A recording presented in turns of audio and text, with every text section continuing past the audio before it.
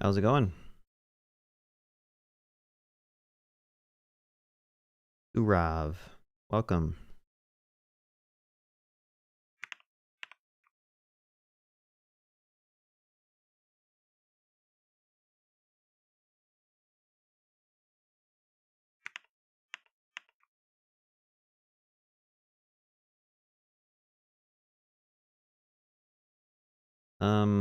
Yeah, one of the things I wanted to work on was the ability to like mark a section as completed. I'm gonna code until people join the stream. So if you've completed a section, I wanted to put like a checkbox here or something. So we'll try to figure out how to do that.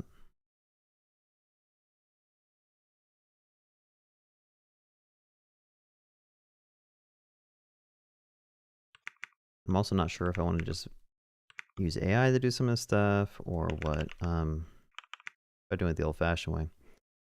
So I'm curious why this is deprecated. We got to go re-drizzle and try to figure out why this is deprecated. I think it's when you use like this callback here for indexes. So I actually might do that first. Let's go to drizzle.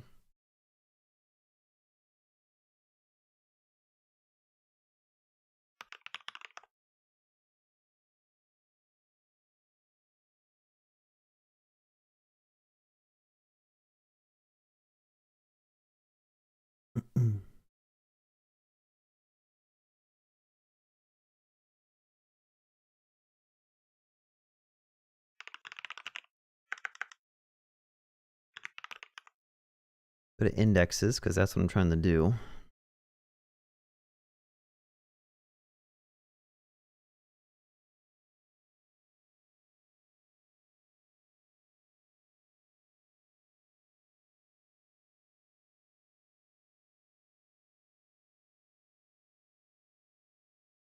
PG table creator.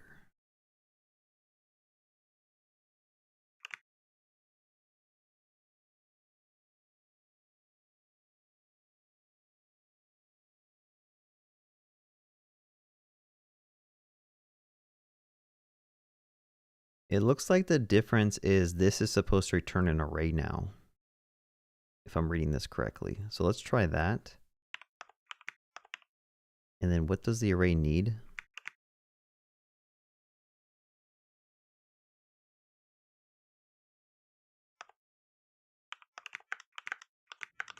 I think that's what it wants. Hey, thanks for the follow.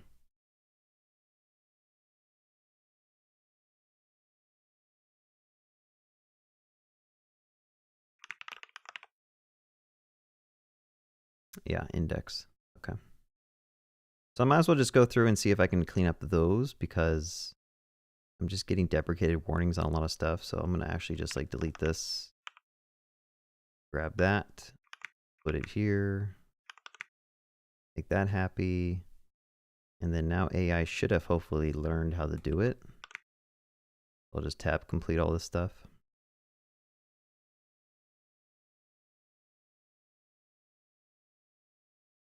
Okay, yeah, we should be good. So I'm going to go ahead and run this.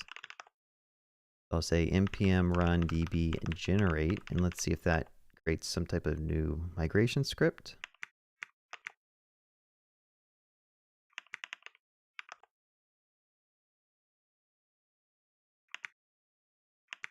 I don't know if those actually create migration scripts. I think they're just used.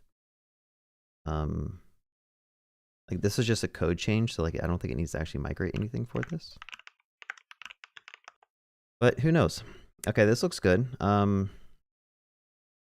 So what are some other things I wanted to do? I wanted to be able to track a user's progress when they're going through a course. So like I want to add in a bunch of different segments to a course, and then once you're done watching it, you can click a button and say like complete, mark as completed or something.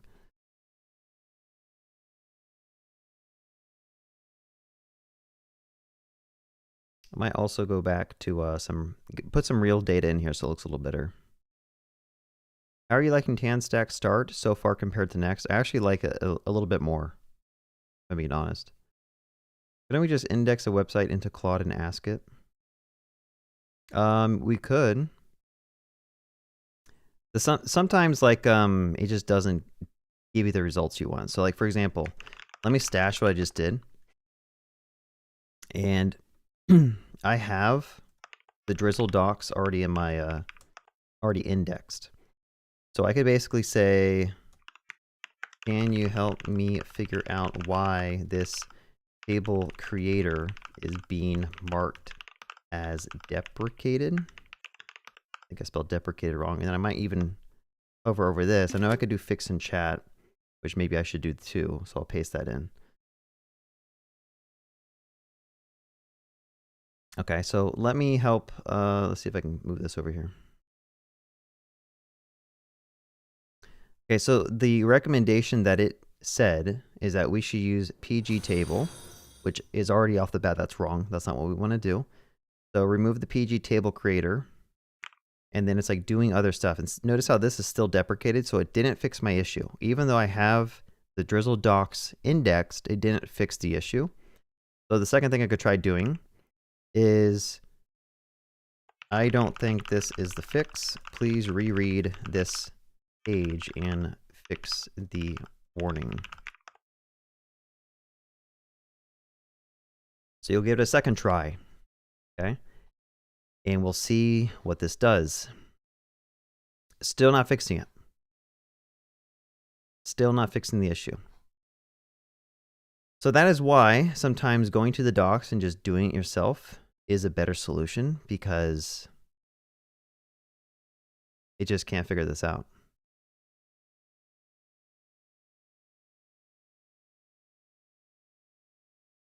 What I could try doing, I mean, if I want to, if you want to be that lazy, take a screenshot. This is the example way to define an index. Can you please fix this? But right now I'm already giving it an idea, saying I already know the issue is because of the indexes. Before I didn't know what the issue is. So now I'm actually giving it the context it needs to fix my issue. But again, let's see, indexes should be defined in an array using the arrow function syntax. Okay, so now it finally got the solution. So you see how much extra work that was? First try, it changed something unrelated. Second try, it still didn't fix the issue, even though I pasted the page that has the solution in it to cursor. Third try, I gave it a keyword, index, and then I was able to fix it. So I had to know the issue was because of the indexing, which at this point defeats the purpose of using AI to fix your issues, because if I already know the issue and how to fix it, what would be the point of using this? So I guess that's the answer to your question over there.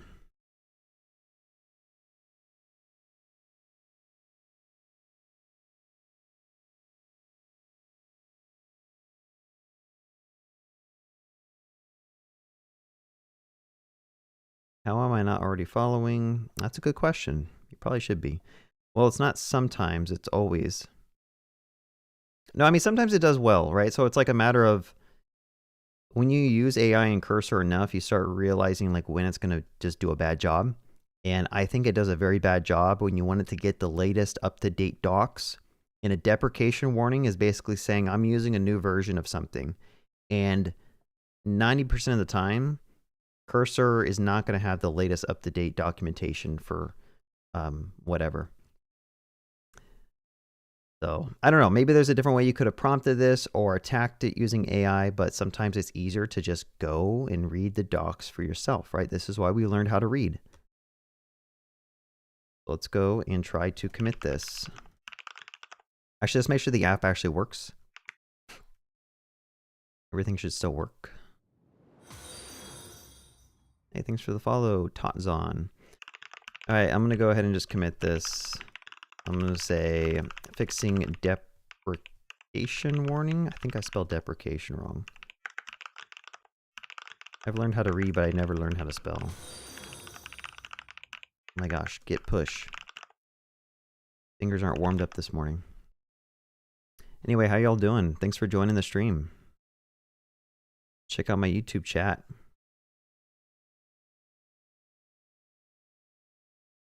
How are you dealing with your burnout? I got the flu the last 10 days and it wiped out my productivity completely. Yeah, I'm feeling better now. Like I did the live stream last time and just being able to talk to people, I think actually helped a lot. And then the video I did, the vibe coding video I did kind of got me re-excited about making videos and stuff. Sometimes you just need a break, you know? Just give yourself a mental break and you'll come back stronger. So, sorry you got the flu. I hope you're feeling better now. Hey, Igor. Thank you. What are you doing to give a small intro? What does that mean? Oh. Yeah, I'm just trying to build a, so I have like this Gumroad course that I've been trying to like promote a little bit, like for beginners, like learn how to solve some problems in React. And I figured now would be a good time to actually build like my own little course platform where I could put those videos on. And then you could actually buy the course via Stripe on my course platform, and I would actually save some money because right now Gumroad takes, I think, 10% cut. There's a lot of features built in the Gumroad which I like discounting codes. I can give, it's easy to give refunds, like through their dashboard. But at the end of the day, Stripe is only going to charge me, I think, 5% or 3.5% plus a flat rate per sale. So I'd probably make more money, and I think the search engine optimization would be a little bit better if I have like a dedicated landing page to promote my course. Right now I'm at the, you know, the mercy of Gumroad and their search engine optimization and getting their users to find my course and also me self-promoting. But I think having a dedicated website with a domain could potentially drive up sales. And it's also just something I can make content with, right?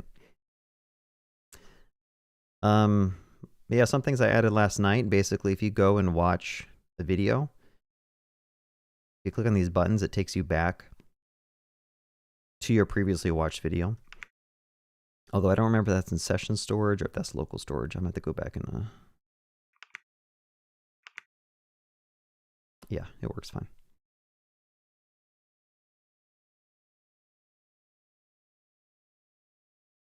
Good question. Are you aware of anything built in to support server sent events? For Tanstack Start, I'm not really sure. I haven't looked that far into it. I see a point in the future where AI doesn't have enough context for a library, so it created its own library from scratch. A horrible, chaotic, unstandard future. Yeah, I could see that. Why focus on multiple stacks when nobody is looking for generalists?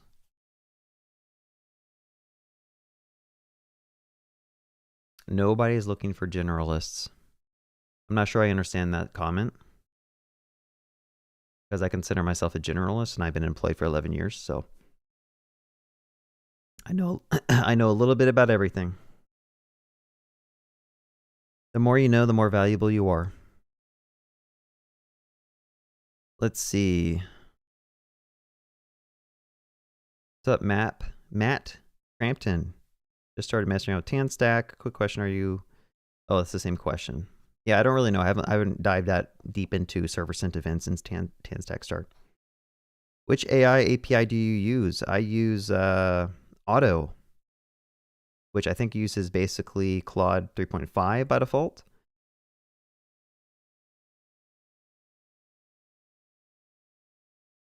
What's up, AJ Zach? Owl Cursor is struggling hard with TRPC 11. Yeah, it's just AI kind of sucks when it comes to like the latest and greatest documentation. Even when you index it in your code base, like I don't know why it can't seem to figure it out, you know? Bro, what's your niche? Web development, I guess? Are you going to use streaming for the courses or simple MP3? I'm just going to use MP4 files, and I think it'll send them down chunked. Like a multi-part download or whatever. So you'll see that when you like look at the video, I believe. Because I have them stored in S3. You look down here, I mean, there's like only a certain amount downloaded out of all the video. And if you were to go to the network tab, once you get to a certain point in the video, it downloads more. And if you look at the actual like request, the way this works is it sends a partial content response. And I believe in the request headers, it sends over. I don't know why I have clerk stuff in here. I don't have any clerks. Let me delete my cookies. Go to cookies and just like clear them all.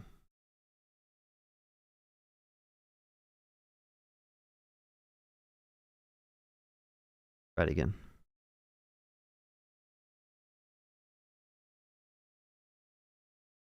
I believe in the request headers when you do like the range right here. So this is a little flag you send to the backend, and it tells the backend what part of that MP3 it needs to start at, and it sends that data over. And that's kind of like all built in. I don't have to do any of that. That's built into the browser and the video component that I'm using.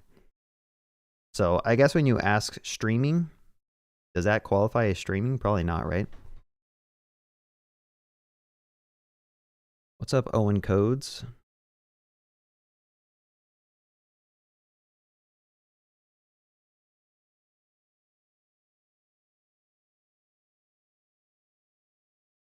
Any tips on independent contracting as a developer?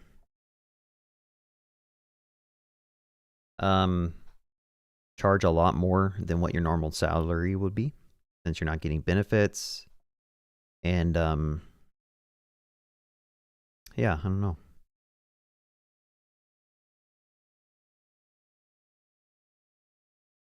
Vibe Dev Cody. Absolutely. When you're working with Stripe, do you have to have your company working or just apply your website? I mean, you can use a business as. I mean, you could just put your name, but typically they want your business address, which I think you can hide, which I would probably just use a P.O. box, honestly. At the very least, I would get a P.O. box.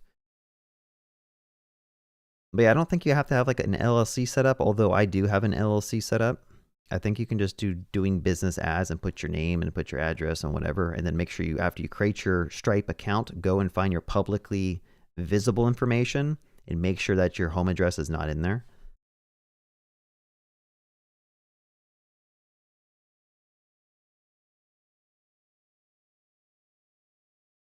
Michael says, not sure if this is an easy answer to this, but where do you get mini project ideas to pump things out? You seem to always have a great concept of something to build and test. I mean, I would just look around and just think of other applications you've used or things you want solved and just build an application for it. Like if you just think hard for like an hour of anything that you do in your day-to-day and think, okay, what's an application that could actually make this a little bit more efficient? Then that's your app idea. Or just scroll through the internet. Any application you see, you could probably make a clone of. You can make a social media clone. I mean, this course platform has been done so many times, right? Just a matter of like finding time to dedicate to like doing it yourself. Hey Cody, do you notice something wrong with the query logo bottom left? Just switch the order between router dev tools and query dev tools components.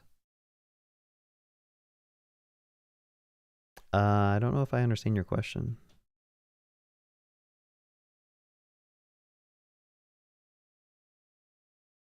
Have you considered the video streaming cost versus buying the course as a downloadable folder through Gumroad? I mean, honestly, I don't think bandwidth cost would be that high, especially since you'd put your hosting you put like Cloudflare in front of your website. So it would cache your MP3 files or MP4 files, which I think is allowed. And then Cloudflare is free, right? So if they cache your videos, you probably won't get charged much. But yeah, I mean, having downloadable files, that could be a good feature. Let me actually put that down. Let me do a to-do list here.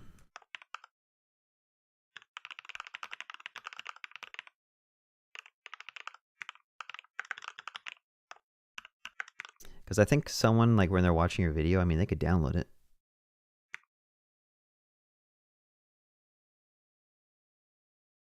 I'm about to learn backend. Should I learn Express.js or go directly with Next.js?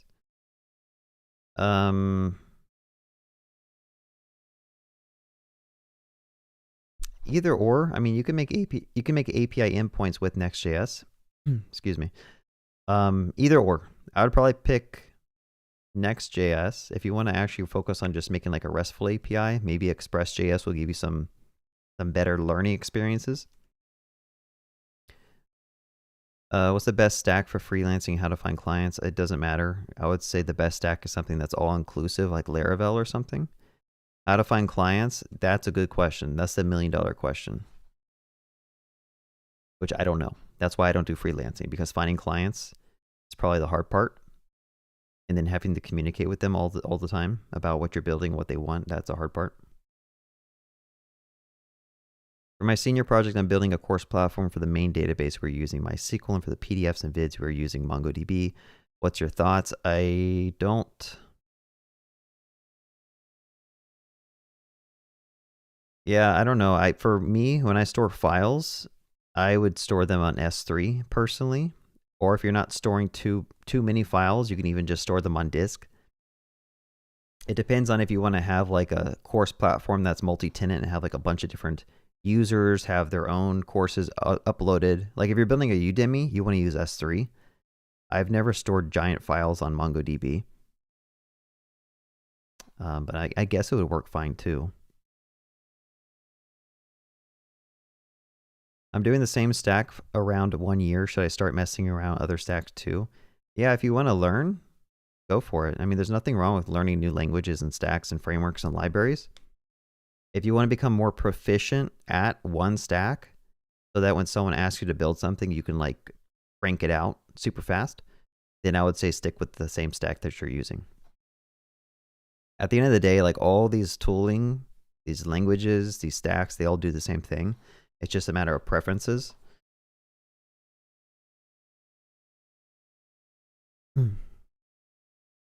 What do you think about company attached to framework, like thinking people are React devs or whatever library they use? It's kind of killing the market where I'm from.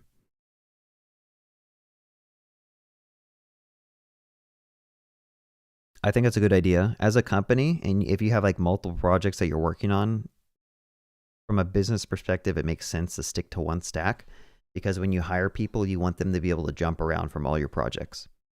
If you build one project in Svelte and one in React and one in Vue and one in Next.js, like it's just a nightmare to maintain.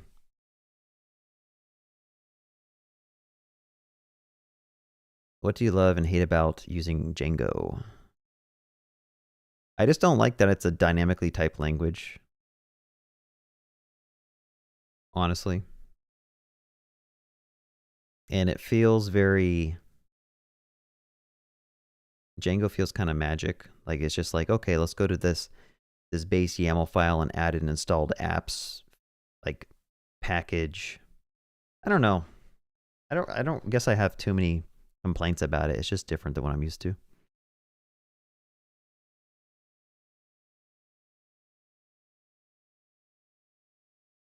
Yeah, I talked to Tanner for like 2 hours on a Discord call, just like picking his brain about like how to use Tanstack and stuff. Honestly, I don't remember half the stuff we talked about. But yeah, he's a really cool guy.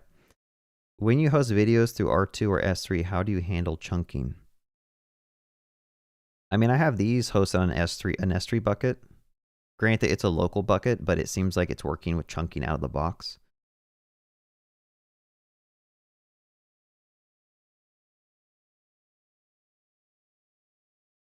Am I the only one who feels like there is so much to learn?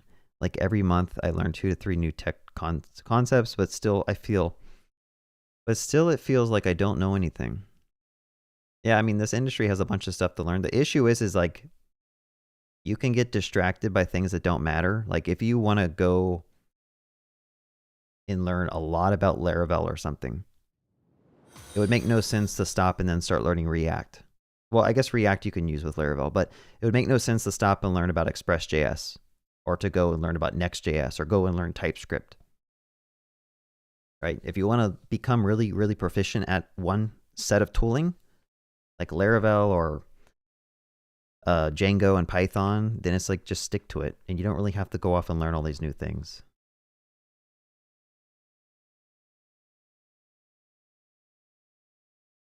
But there's going to be a lot of stuff you're going to learn that's even related to that. Like even building out a full stack application, you have to know about like queues, like where to store your files, how to do scaling. If you want to get into like the DevOps side of things and hosting, or you could just pay a hosting company like $5 and they'll auto scale for you.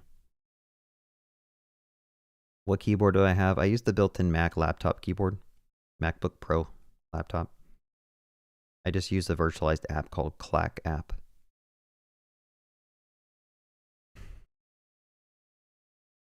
Yo, one idea I have is I want to buy a mechanical keyboard and then record it with my microphone and then build the same app I'm using and then sell it on my channel. Like people have asked what keyboard I use so often that I feel like I could sell like a virtualized keyboard for you all.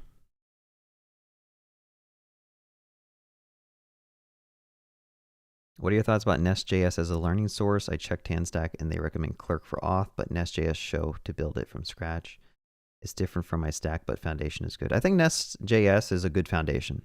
I think just using it to learn how to build like a nicely structured application would have a lot of benefits. Now, if you want to use it in combination with Tanstack, like the reason I like using Tanstack and Next.js is that you can build your API directly into it. So you can use server functions, or if you're using Next.js, you can use server actions, and that cuts out the middleware having to like set up a REST API and then trying to get your front end to know about the types that your backend's returning. Because if you have a separate REST API, unless you're using something like Nest.js that has like Swagger docs built into it, like the open API definitions, it's just kind of a pain to make your front end and your back end have like complete type safety. But Nest.js, if you just want a standalone REST API people can connect to, I think it's a good library / framework to learn from. Is there a size limit for videos, or can I just upload the entire Shrek movie? S3, you can store up to like, I think, isn't it like a terabyte? I'm pretty sure you can store like a huge amount of data on S3. Let's ask. Is there a size limit on S3? I think you'd have to do some type of like multi-chunk uploading or something. Maximum is 5 terabytes. So yeah, if your Shrek movie is like, I think Shrek is under 5 terabytes. I'm not too sure though. It could be a little bit over. But to upload it, I mean, yeah, you'd have to like use a multi-part upload and split up your movie and send it.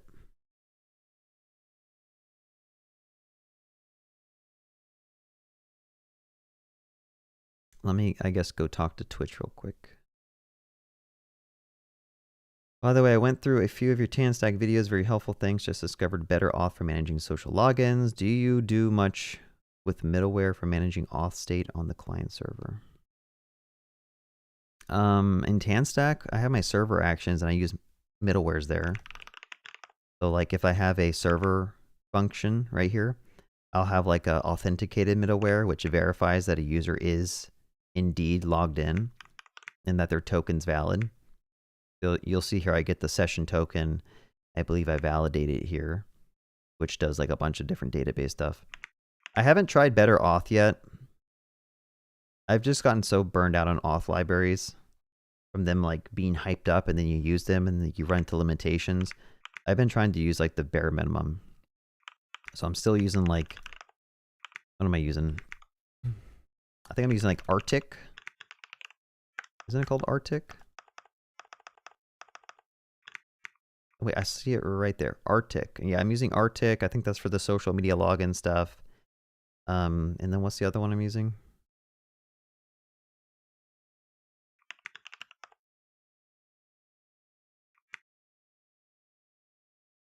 Oslo. Yeah.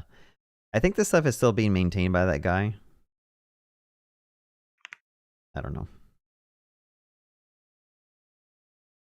But I guess I like those libraries because they're just like very thin wrappers around how to do OAuth. And honestly, email and password login, like I feel like at some point it's just going to go away. Like single sign-on is like what a majority of people like.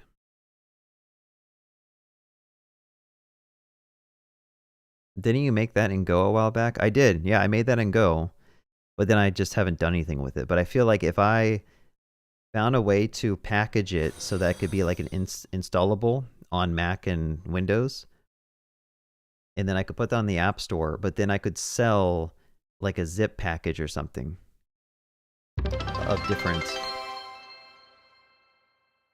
Hey, thank you for, let me see what that is. I don't know what happened here. Oh, I got a follower goal. Yeah, the keyboard emulator thing, like instead of selling the app, I could make it open source on GitHub, but then I could sell a zip that has like different sound, what's it called? Like keyboard sounds. So that's kind of like the thing I have been thinking of in the back of my head. Like I could buy a bunch of different mechanical keyboards and then record them and then edit them. But then I think about how many hours it's going to take to do all that. So I don't do it.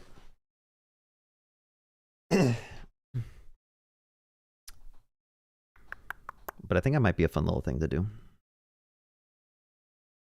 Django or Laravel, what are the key differences based on your experience? If I had to pick, I'd probably pick Laravel. I feel like Laravel is a much more robust ecosystem. Django kind of feels like it's an archaic thing that's been hacked together over the years. Like every Laravel site I go to, like every Laravel package, it just looks super crisp and nice. Every Django docs I read, it looks like it was made in like 2000. And then it's just a preference. Do you like PHP or Python to write your code?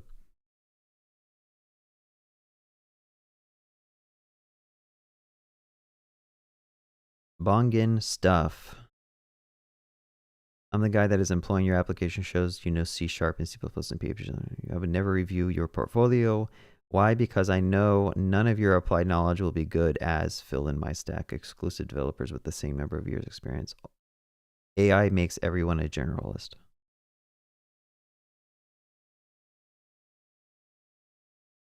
I'm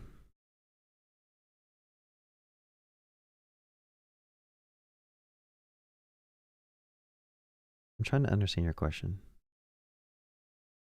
Why focus on multiple stacks? Okay, so you say why focus on multiple stacks, but then down here you say multiple languages. To me, a stack is like...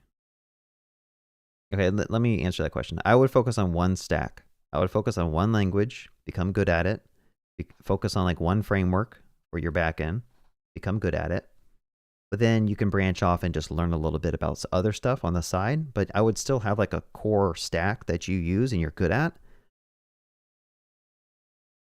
But I mean, it doesn't, like, I guess what I'm saying is it doesn't matter what stack you learn, because once you become good at one stack, picking up something else isn't hard. Like I used React and Express for a long time at work. And then I also use Next.js on my channel all the time. When I got switched to a project that uses Django, like it wasn't hard to go and learn a new framework for taking API requests, a new ORM. Like once you learn how to learn, like it just becomes super easy to switch. Astro is decent for freelancing content sites. Just make something. Laravel Vapor is pretty dope. Forge. Yeah, all the Laravel tooling is really nice, honestly. I really got into Git OBS recently. I don't even know what that is. Anything is decent for freelancing, anything, anyway. Sounds like Inertia.js. Also, your HTMX Go exploration was really cool to follow. Hey, appreciate that. Owen codes depends really. Marketing site requires high performance.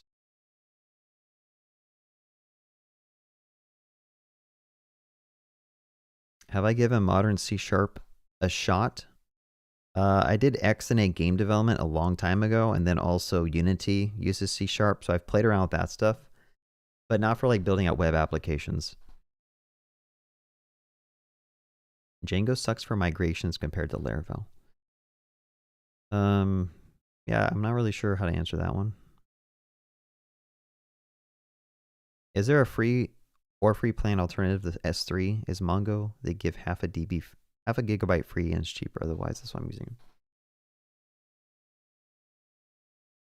I mean, how much data are you storing? Because I have an S3 bucket that has, I feel like it has over like 300 gigabytes or more of like icons for my icon generator AI, and I'm charged $5 a month. So I don't know how much you're trying to like not pay to host your software.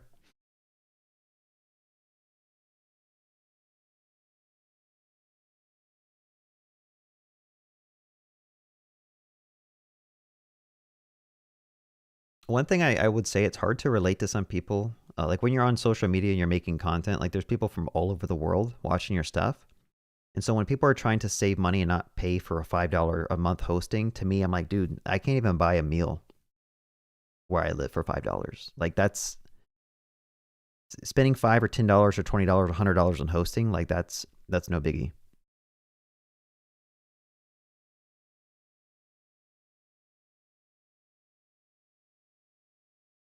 I was thinking of learning Rust or Go, but now I'll probably stick to TypeScript, DevOps, and Next. Yeah, I mean, also just learn the things that there's jobs for. Like, I would pick Go over Rust, just because it's like, to me, I want to use a language that makes me efficient, productive, I guess is the word. But I mean, there's probably a lot of jobs in TypeScript in this whole ecosystem. How does your keyboard always sound so smooth? It's because I'm using an emulated keyboard sound called Clack app.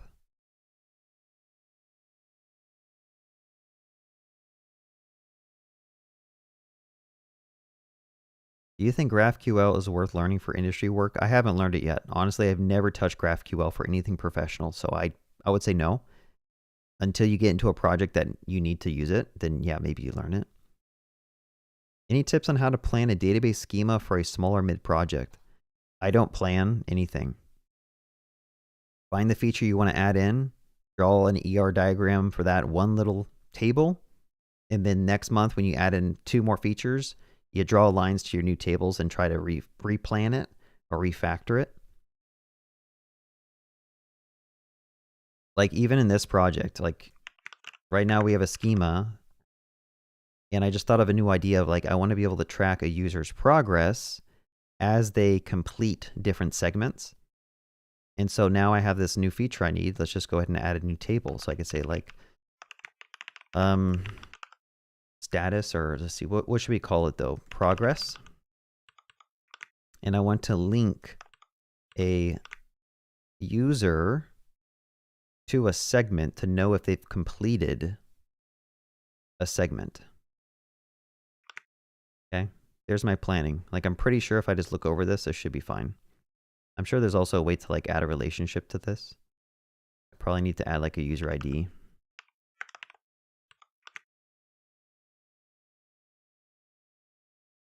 Add an index so I can quickly look this up to know if they've completed it or not.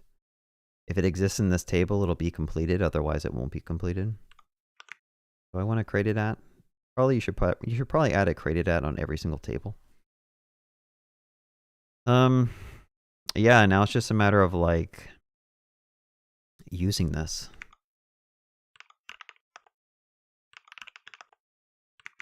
Okay. I should probably try to add like one feature into this instead of just talk in the chat all day, but it's fun to talk to you guys. Okay, so let's try to add in without just letting AI do the work for us, but we'll see.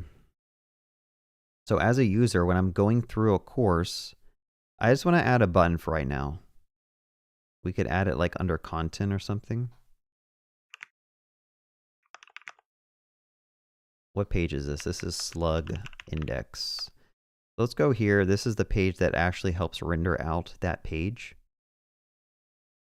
And then I want to find, if I find content, here it is. I want to probably put a button underneath the video player that says complete and continue. I mean, I could also have like some hook into the video player to have it autoplay the next video. I'd rather that be a manual process. We could try vibe coding with it, I guess. You guys want to do that? Add a button. Actually, let me do a text to speech. Can you add a button? Oh, it's not going to work. I don't know why Mac Diction doesn't work sometimes on my computer. It's like I have to restart my computer to get it to work.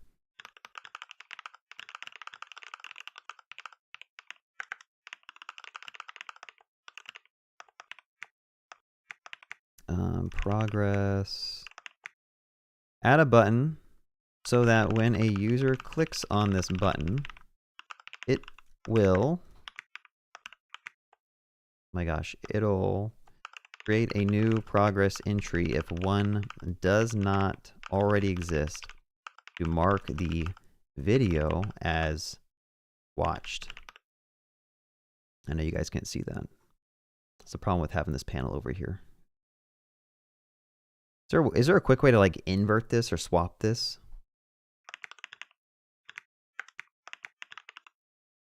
Move panel left. Move panel left. What does that do? Oh gosh, what did I just do?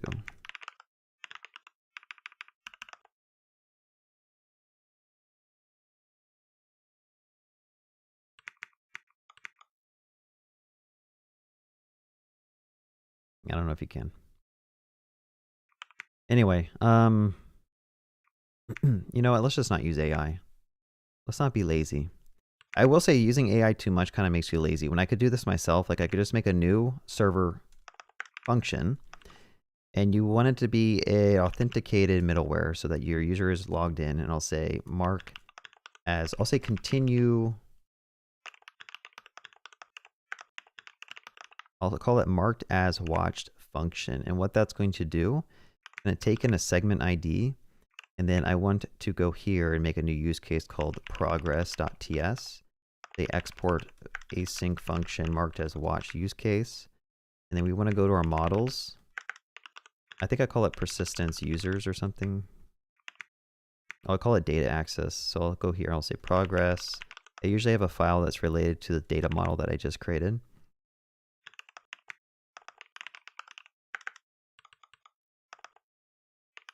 Async function mark as watched.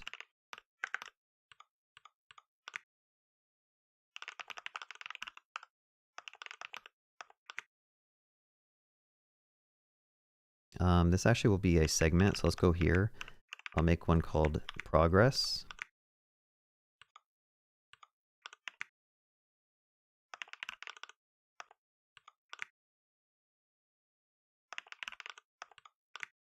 All right, so the two things I want to do is, I don't know, let's go over here. I want to call this mark as mark. What do I call it? Mark as watched function should call the mark as watched use case. And that needs to take in the user ID, which will come from context. So I can go over here and say context. Because of the middleware that I have, I'm automatically going to get the user ID, and it's going to be defined because you can't call this unless the user is authenticated. I'm going to bring that use case, and then also we want to get the segment ID from this, which right now it's coursing as a number. Segment ID. It's a serial, so that actually needs to be a string. I don't think it needs to be a coursed either.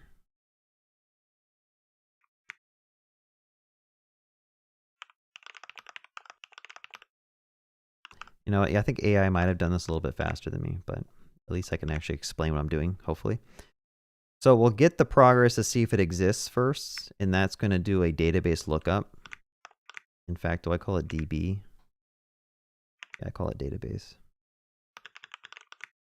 So that'll get the progress, and then I will just return the progress if it's defined.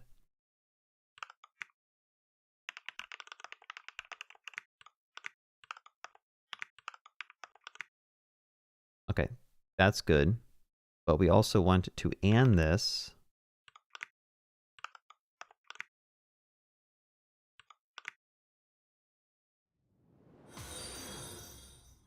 Hey, thanks for the follow. So we're going to get the progress by using the user ID and the segment ID to know as the user finished watching this video. You could also probably store like progress metadata, like what percentage are they at, so that when they come back to the page, we can just like fast forward the video to that point. That might be like a stretch goal of something. But then we can go ahead and say update progress. I'm going to rename this. And then what we're going to put here,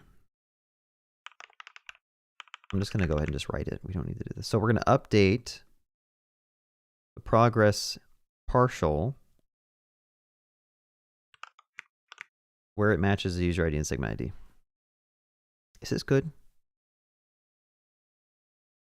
I'm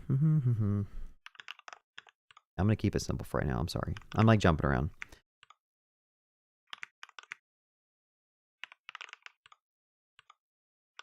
Okay, I think this will be a simpler start. And then over here, we're going to get it.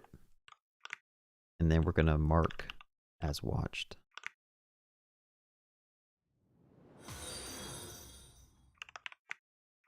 Thanks for the follow.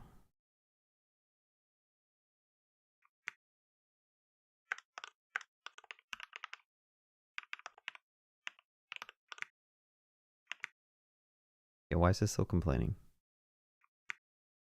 This should be...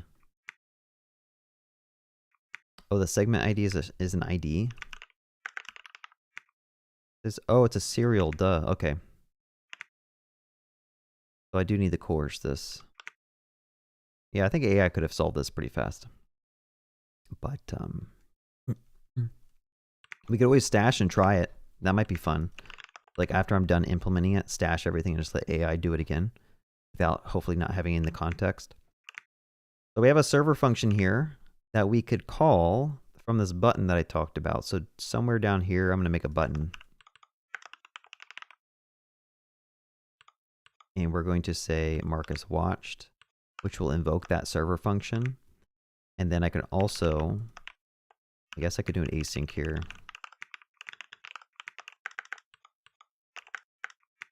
And then I'll say router dot, I want to go to the next video.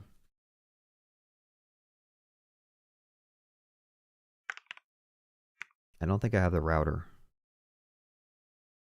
I do have the router. Hold on.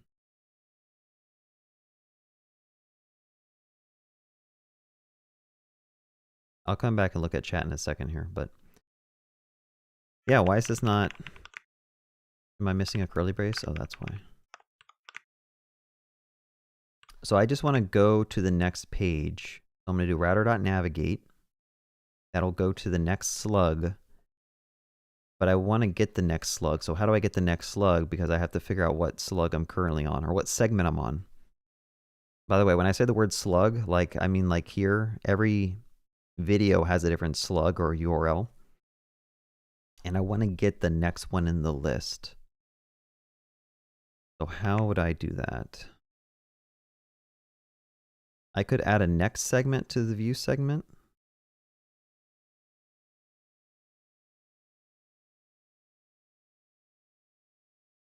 You know, let's just put a pause on what I'm trying to do, because I think sometimes what I've learned is don't do too much at once. Baby steps. So just let's test if this works, and then we'll come back and we'll try to do the whole like navigate to the next page. All right, so we got a button, navigate as watched or mark as watched, and if I go to my tables plus, which is here, refresh, we have a progress table. What I'm trying to test, if I click on this, did it create a record here? And it didn't. So I think there might be a bug. Sometimes you have to like restart your... Oh, I'm not logged in. So that's the first thing, is that I shouldn't even show this button unless we're logged in. So we're going to go ahead and try to do that. I don't even know how I check if I'm logged in or not. Do I have a use auth?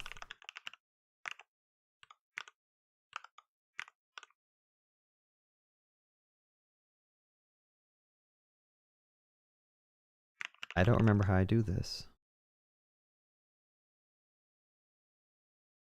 Get user info. I think that's how I do it. I might actually make another... Okay, let me stay focused. Until I'm going to get distracted.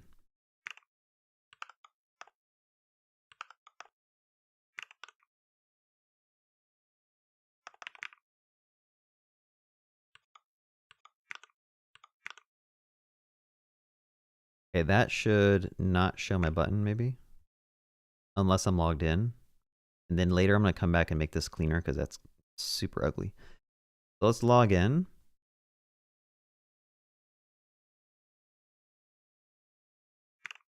One second. Let me try something. There we go. I'm logged in. Now the button shows up. Click it. Go back to here. Still not showing up. So there's still a bug. We got to figure out what's going on. I feel like AI would have definitely made this much faster than I could have. Okay, so I would probably add a console log here to see if it's even getting to this.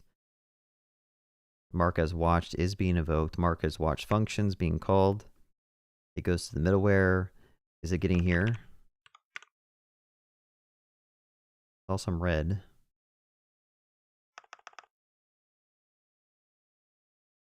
Markers watched, 1, 2.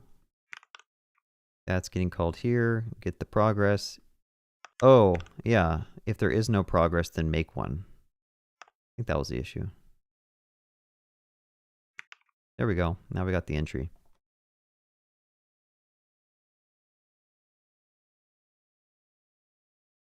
Did I try to vibe code this?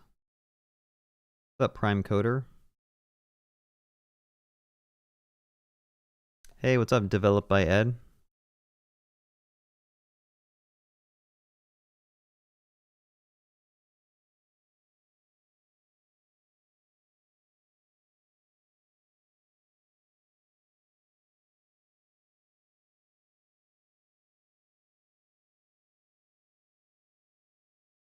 Where do you plan on hosting it? Nitro is so cool. You can deploy to workers in pretty much anywhere else. I haven't tried Nitro. Honestly, I just use Railway for everything. I'm hoping there's a way in Tanstack to have it run as like inside a Docker container and just deploy it to Railway.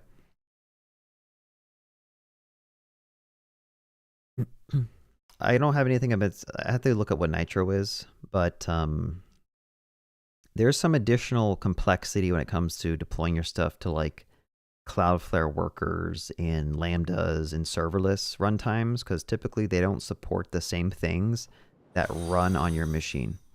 And so you like waste a bunch of time trying to figure out how to get this stuff working on some other runtime.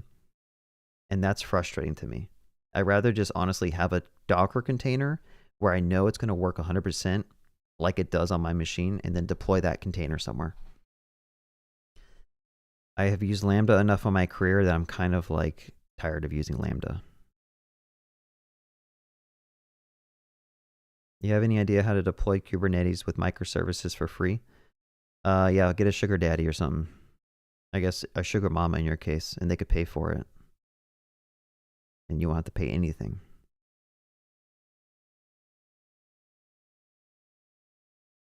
Have I tried Super Whisper? I have not.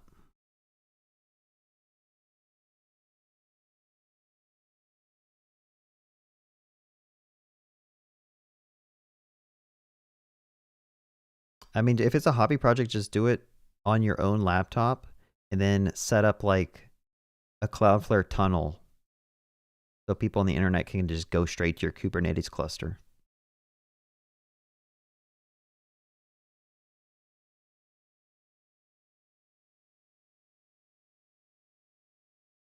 Listen, let's not talk trash about vibe coding, because I know my last video I said it sucks, but I have seen it implement some pretty cool stuff with one prompt. So you got to give us some credit. We're not there yet, but I mean, AI didn't exist, what, 3-4 years ago? And now we're at the point where like you can legit crank out more code than you can even fathom in 5 seconds. So let's not talk too much smack about AI. I think AI is, it's still in its infancy stages. The question is are we going to hit a wall with AI where like we can't make it better? Kind of like with like processing power, like it's hit that like gigahertz wall where like we can't make transistors too small because they don't work. Okay, so we got this working. Let's just try vibe coding it real quick.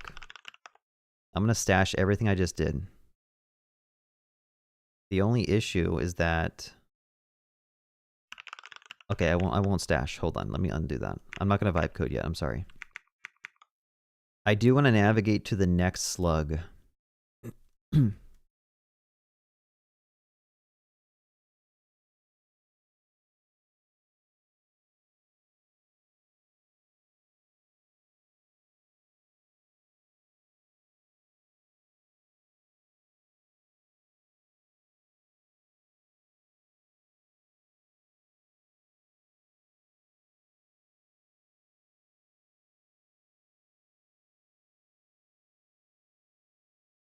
Sorry, I thought I heard a knock. I think people are leaving, like, pamphlets on our door. Okay. What am I trying to do here? Mark has watched. First of all, I want to move this thing to the right. So I think, honestly, just add a flex and then say justify end.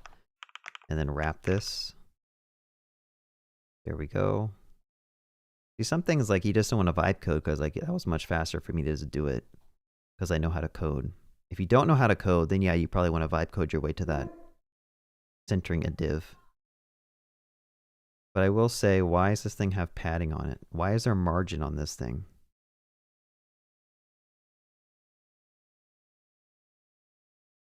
Margin top of 0. Like, why would this have margin on it? See? Is there a gap? Space Y. Maybe that's what's doing it.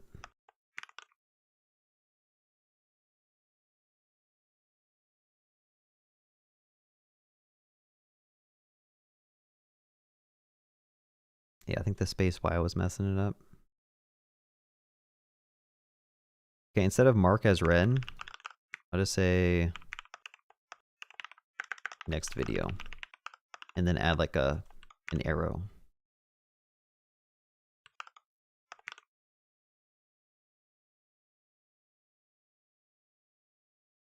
We can do this ourselves, guys. We can figure this out.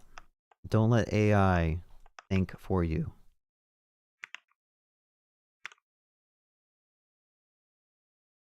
Okay, so now I have to get the next slug. How would I get the next slug? If I'm currently on a segment, I'd have to go and look up what is the next segment.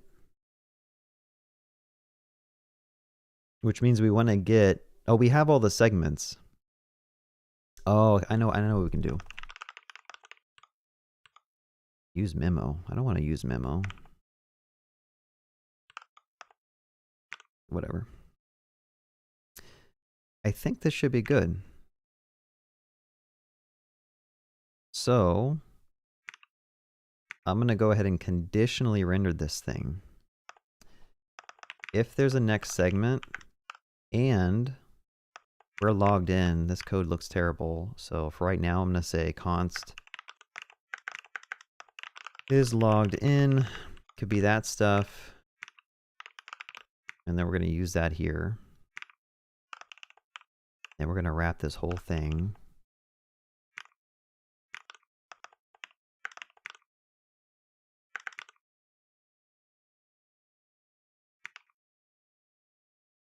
Let's try this out. I should go to this one when I click it. It didn't work. Let's add a debugger and try to figure out why it didn't work. Because it's trying to go to the current segment, next segment, .slug. If it's defined. Well, it doesn't matter because it will be defined because this is an if statement. Okay. Let's try this.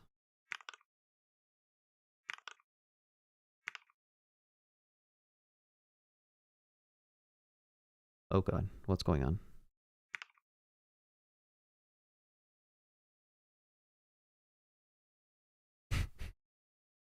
What the heck is going on there? That's weird.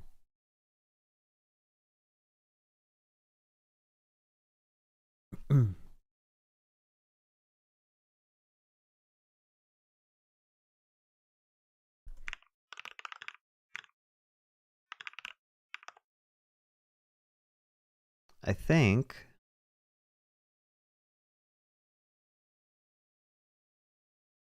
I need to use a provider. segment provider, I think, has a method called set current segment, and then I could use the segment use segment. Okay, let me try this. I think I have an idea. I already have a provider that's wrapping, and then I could just say const set current segment, and then we're going to invoke that. Instead of saying router.navigate or whatever it was, we're going to say set current segment next segment ID. A very interesting bug. I don't know what was causing that, but I think it'll work now.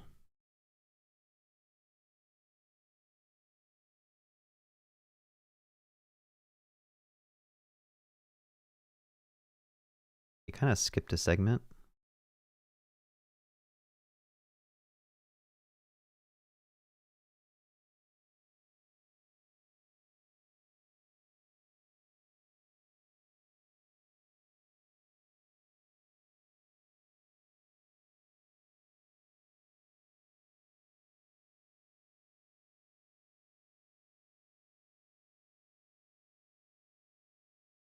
How am I liking Tanstack? I like it a lot. I wouldn't say it's better than Next.js. It's just a different paradigm, which I find easier to understand. Like Next.js has some parts to it that like just don't work when you host on a VPS, like the middlewares. And then Next.js has like the whole built-in caching mechanisms and whatnot, which like the use client, use server stuff you have to add in, like that's all not even, none of that exists in Tanstack Start, which I find a little bit more convenient because now you want to make a server action or a server function, you just put a function up here, that's it. It does have its own little caveats, like if you try to call like a database function here, it's going to crash your front end because this all runs as like an isomorphic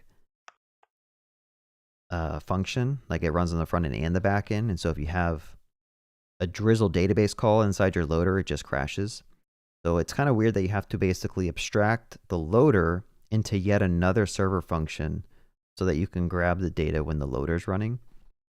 But once you get past that, I mean, it's just like normal React single page application development. Like you can use React query for most of your stuff. The only small little differences is like this use suspense query, which again can run on the back end. So like I think it does do like an initial pass through to render out your component when you first open up your browser to your site. But then later on you can just do normal React stuff. Like for example, on the left here, this doesn't actually do full page refreshes, which is why it feels so fast. Like all it's doing is refetching different data in this little panel right here, which I think Next.js can do like with layouts and stuff. It's just, I don't know, it's just different. It feels like there's less you have to learn. I will say the Tanstack routing docs are kind of bad. No offense, this is just a cluster. Like I go into the Tanstack start docs to try to find stuff and it's like not there because I have to go to the router docs. So I just don't understand where I need to be looking to find what I need, which is super confusing. Like the Next.js docs by far are much better. But now that I say that, the Next.js docs suck as well because you go to them and there's like a whole pages router docs and an app router docs, which is super confusing too. I think that's just the state of development at this point. It's like we try to make progress and improve what we have, but then in doing so, we have to support the old stuff that we created. And it's just like a nightmare for new people to come and learn stuff because now there's like two completely separate documentations that you have to like juggle between that confuse new people.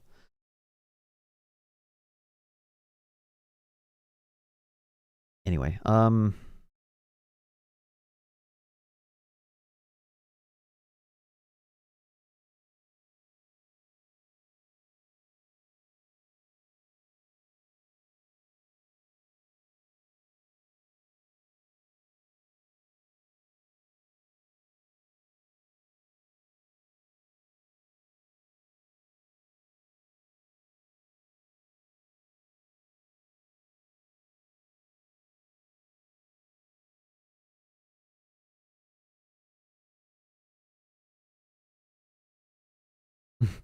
yeah, developed by Ed. As much as I love Tanstack so far, the docs are uncomparable with Next. Yeah, I mean, I don't fault them. It's I would never try to maintain an open source project. It's just a lot of work with no reward. Like, people don't seem like they appreciate people who do open source projects, but making documentation in itself is just hard work. Because it's kind of like making content, like developed by Ed. You'd understand this. Like, you don't know who your audience is. This could be a person who just started coding a week ago and they're watching your stuff and they're mad because you went too fast or you didn't explain what a for loop is. But then you could also have someone who's like 6 years experience watching your stuff and they're like, dude, why are you talking so slow? So it's like very hard to gauge your audience and you have to kind of just try to find this middle ground. So I don't fault them for like this stuff being confusing. But I think just being able to discern what is included in Tanstack Start and what's included in Tanstack Router, because I would think that the layouts and stuff would have been in Tanstack Start, but then you go here and the layout stuff, it lives in Tanstack Router. But I thought like the file side routing was only possible because of Tanstack Start.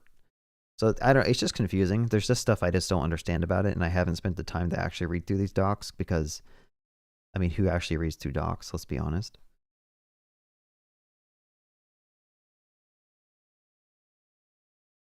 What did you use for the data fetching library? I'm just using the built-in stuff. Like Tanstack Start has server functions that abstract the fetch requests.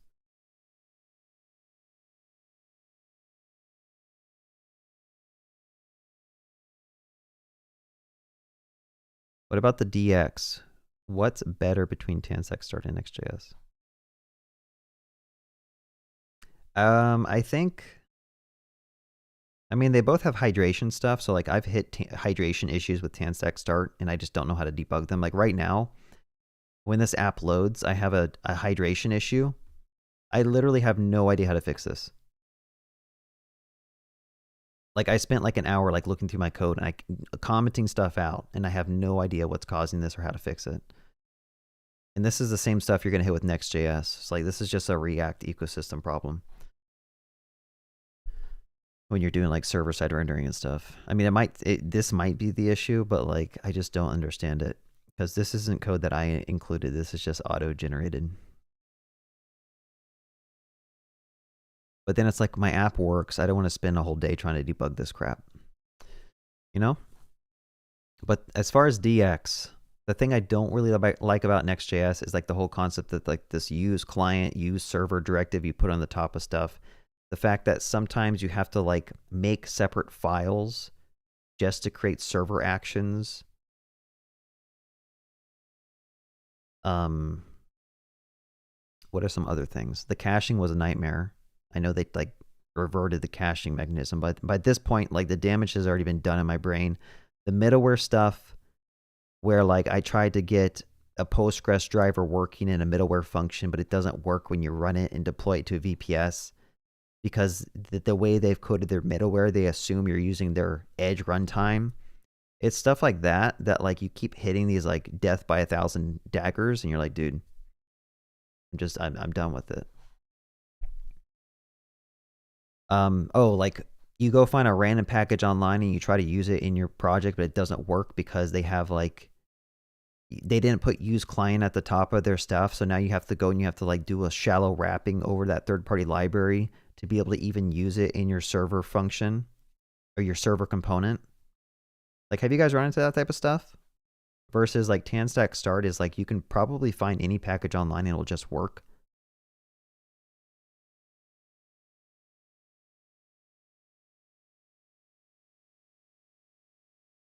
I will say the layouts and the routing is a little bit confusing to me with Tanstack Start. Like these pathless routes were kind of confusing. I don't know if I truly understand them yet, but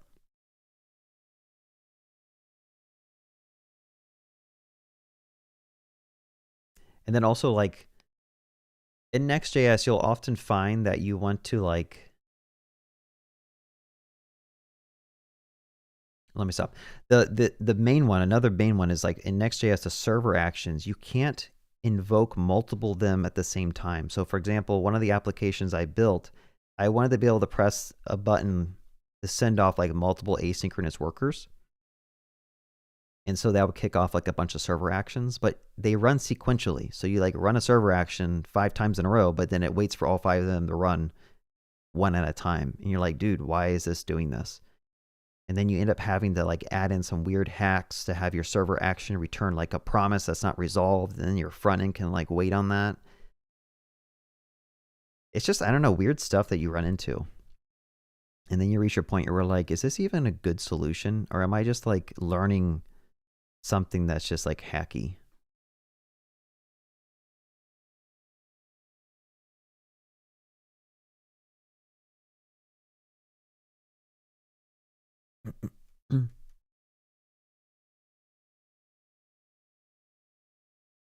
Yeah, layout index next to layout is just a bit weird. I agree. It's just kind of strange how the pathless working works. And like this doesn't even need to be called layout. I could have called this whatever I wanted.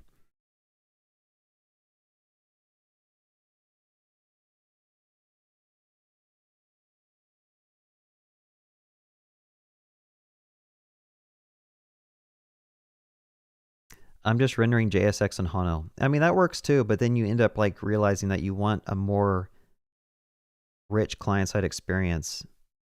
So then you pull in something like HTMX or something to achieve that. And then you end up just writing like a bunch of spaghetti code. Like, no offense, I tried HTMX. I'm just not sold on it. I don't think it's a good solution. HTMX and Alpine, I'm just not sold on it. Maybe I just haven't figured it out.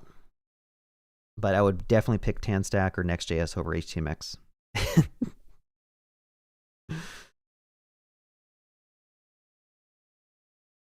I had that hydration error. I'm trying to remember. But yeah, I totally agree with you. What Tanner does is so admirable. Yeah, I mean, he's making some really good stuff. Do I still recommend Convex? Yeah, absolutely. I think it's a really good backend as a service. Like if you wanted to build like a mobile app and you don't want to waste time like building out a REST API, like that's an idea I want to do for a future video. Is I want to build another mobile app because I had that Expo sponsor video and I built that little social media app. It was really fun, but I wanted to try doing the same thing but use Convex for the backend. So I have to like see if I can get that in the works of like another sponsor video.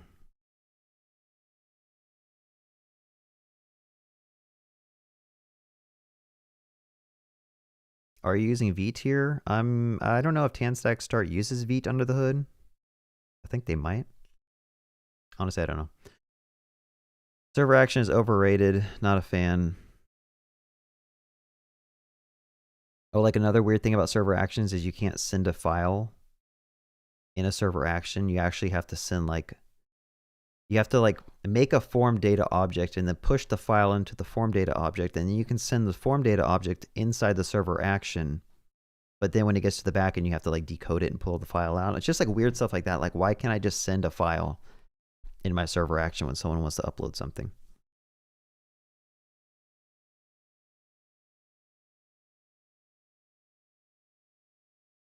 I think Nuxt.js would also be better. Yeah, I don't know. It's just a different, a different way to do the same stuff, you know? Nuxt.js, SvelteKit, a different way to do the exact same thing. What about Drizzle DX? Do you prefer it to Prisma? Yeah, honestly, I don't really know. I feel like Prisma is a safer bet because it's backed by like a big startup company with a bunch of money. Drizzle feels like it's more of like a traditional like open source project. Like I respect the people who work on it, but at the end of the day, even Tanstack Start, like it's not even version 1.0. So like you're betting on something that's maintained by like a small set of core people. And then when they wake up one morning, they decide they don't want to do it anymore. There goes your whole like library. And we all know you're not going to fork that Git repo and maintain it yourself. Like that's just not going to happen. You would rather switch to something else than actually maintain these open source projects that you depend on. Did you do a video about Coolify a while back? Yeah, I've made a video about Coolify. I think it's pretty cool. Coolify is pretty cool, you know?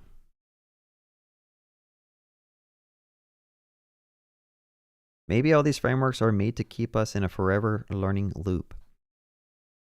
I mean, if you want stability in what you work with, just use Laravel. I mean, like if you look back at the frameworks and the stacks, Laravel has been like solid for like 10 plus years with a thriving ecosystem. So if you want to build full stack apps, I mean like Laravel, and then they have like Inertia.js that works with React and Vue and all this other stuff.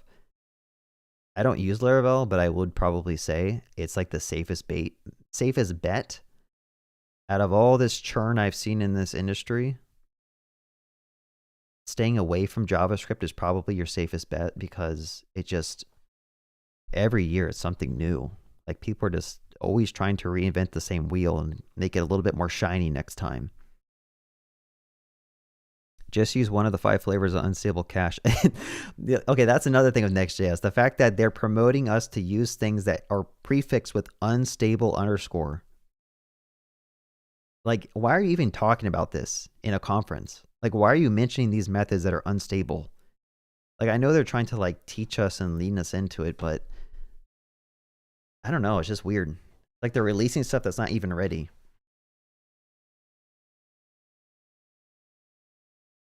I don't see any problem with building full stack apps with separate front end and back end. Back ends have a template with auth and some stuff. Yeah, there's no issue with that either. I just, for me and my side projects, it's easier for me to like think about deploying one monolithic thing than me having to worry about deploying like a back end and a front end, making sure that they're connected together. Now, does it make a difference in the long run because you're going to have CI/CD set up to automatically deploy these things to your environment, so it doesn't really matter? But I don't know. I guess in my head, it just seems like having a monolithic thing with end-to-end type safety is just worth it.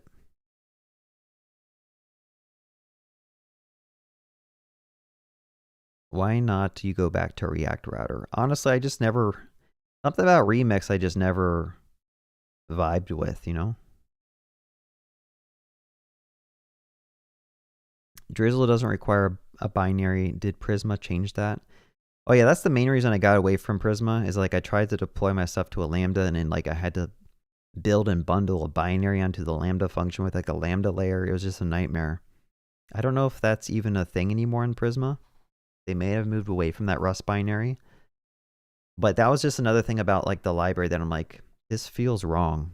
Like I just want an ORM. Why are you also shipping all this Rust code in this binary just so I can connect to a database, you know? Like I'm not building stuff that's like the scale of thousands of requests per second. I just want something simple.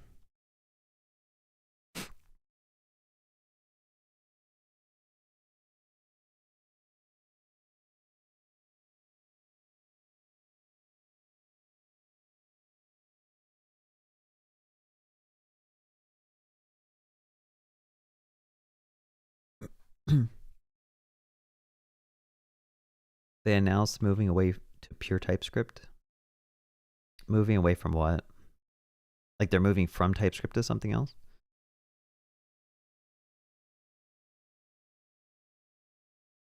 Yeah, and like with Dino coming out and Bun coming out, it's like, dude, I'd rather just use npm honestly, because like when I run into a small little issue and then I go open up a GitHub issue list that has like 300 people have all messaged something, and then I have to scroll down like for half a minute to find the comment that has like 1,000 upvotes and like celebration emojis to find the solution that fixed my issue. Like, does that not seem like an issue? That I'm using a library that in order to find a solution, I have to find a hack that's like embedded in some giant list of comments with like the #1 upvoted feature, or the #1 upvoted comment is your solution you use. Can you guys relate to that? I know you guys have done that. All right. I think this is kind of close. I mean, there's like some little bugs. I guess what I wanted to do, which I need to figure out what segments you have watched. Honestly, streaming is not about coding. It's about talking to chat. That's what I've learned. I want to add a relationship between the segment and the progress.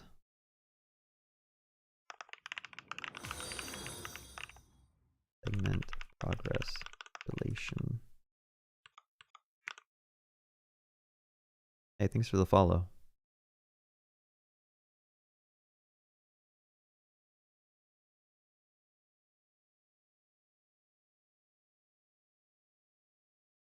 Is this, hold on.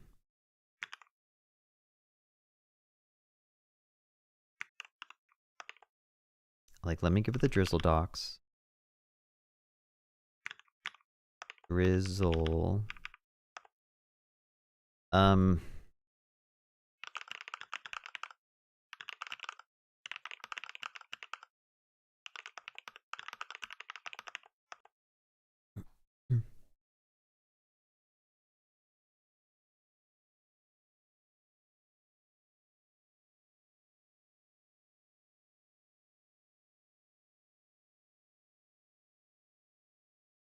I don't think that's gonna work. Honestly, I need to read through the drizzle docs myself. But what I'm trying to do is like when this page loads and I get the segments, how do I get the current segments? I get the segment here, current segment is passed in. So if I go and find where that is, current segment comes from here, loader data, find the loader, get segment info. I think here, what I could probably do, no, I don't want to use this. Yeah, okay, so here calls get segments. If I could find a way to join this, join this, okay, why did that not do the line numbers?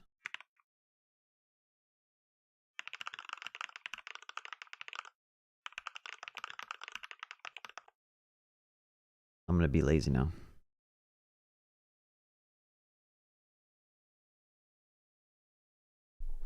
How would I do the query to join with the progress table?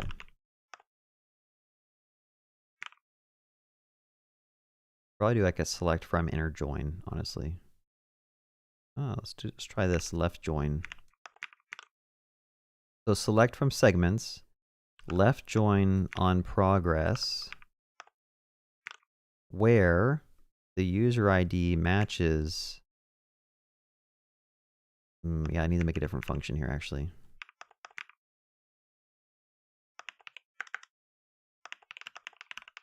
I'm going to go ahead and just revert this. Takes in a user ID, and so that's going to help me. Progress is user ID. Left join on the segment ID. I wonder if that's good enough. And then we can call it here instead.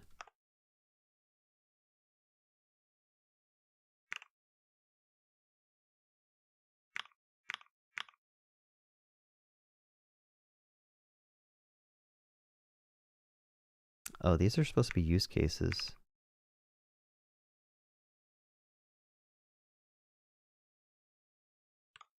Okay, whatever. I'll just do this.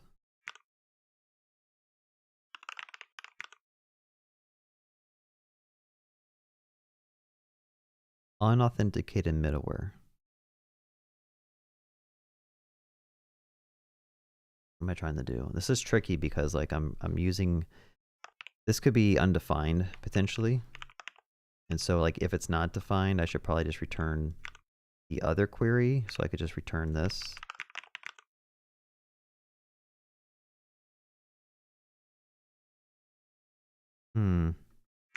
Yeah, I don't know. We're going to find out this is going to work. So we're going to just go to our terminal. And it should return back a segment. Here's the progress.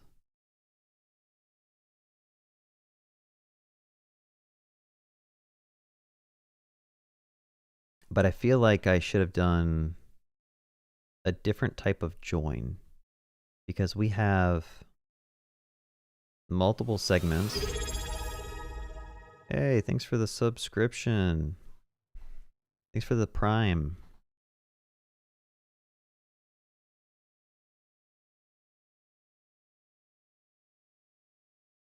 Yo, I don't know what I'm doing right now. I think this.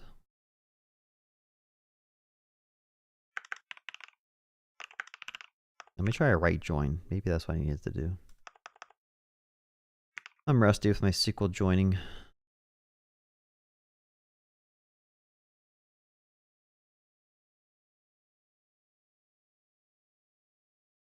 Yeah, I don't, is it, what is it supposed to be?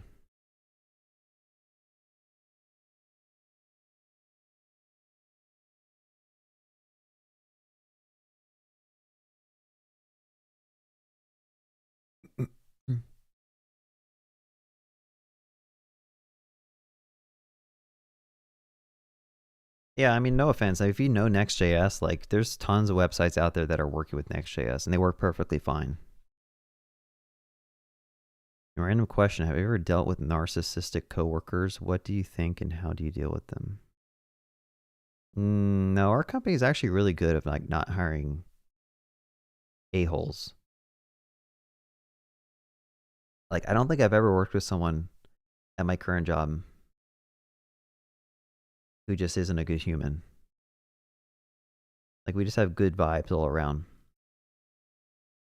So I don't know how to answer that question. Honestly, just like do your own thing, get good, and report them to HR if they're causing issues. Honestly, like I would just anonymously report them to HR, try to catch them saying something that's like super not good for their company image, and then just like take a screenshot of that crap. But I need more information. I can't give you a solid advice if I don't know what you mean by a narcissistic coworker.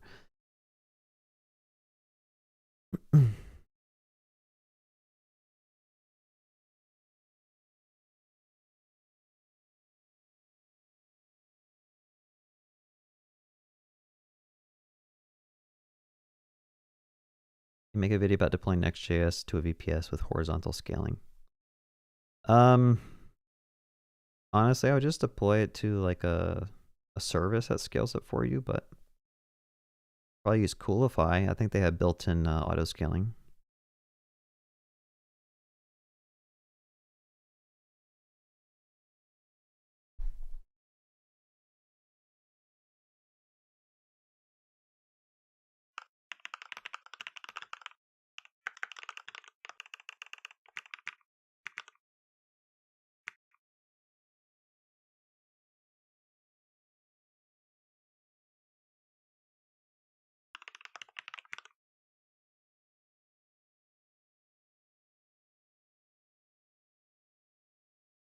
I think it's the joining. I think the joining is wrong.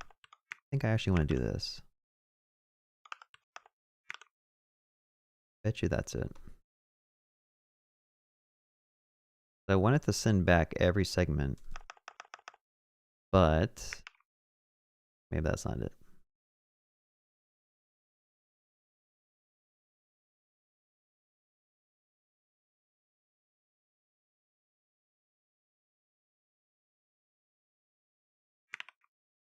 Now for AI.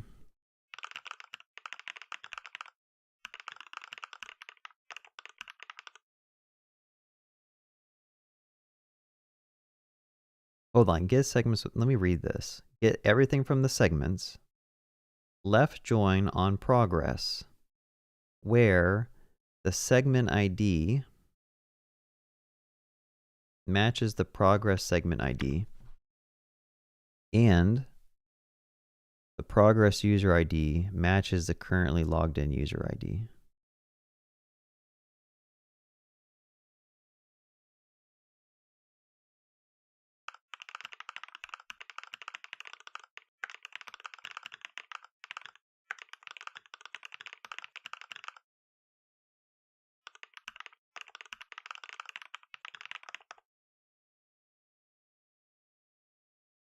I used to be really good at SQL. Like I used to just write raw SQL. Left joins, outer joins, all that type of stuff. Multi-nested select statements. But now I just suck. Using ORMs has made me dumb. This is exactly what you want. Yeah, I thought this is what you do. What am I doing wrong here?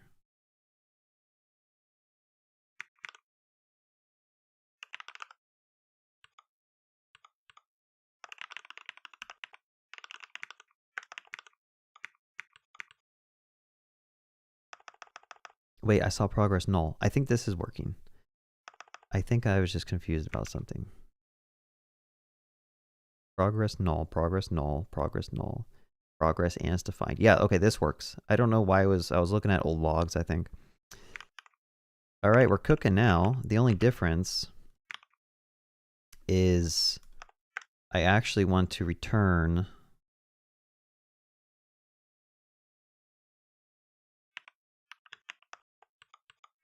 I want it to look like that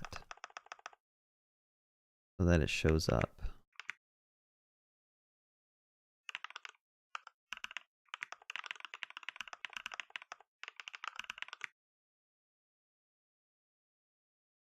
Is developed by Ed still watching?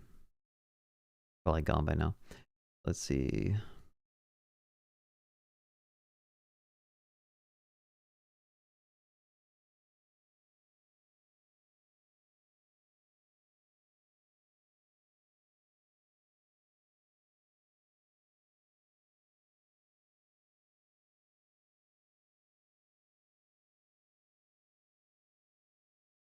Yeah, thanks, Assam.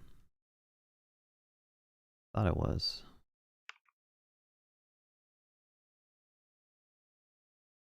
What am I doing wrong here? Segment.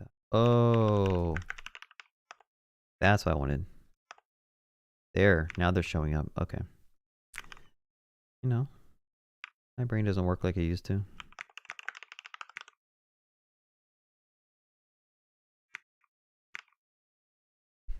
Okay, so the reason I did that is because I want to put a green checkbox next to this. If the segment, if you have completed the segment, right? So I need to go to my navigation items. And then I need to figure out, I think I have all the segments here.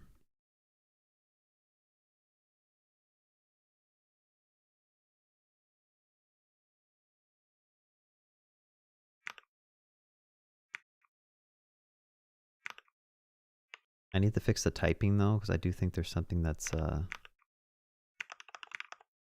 probably, I'm not sending the right type somewhere. This segment, desktop navigation segment.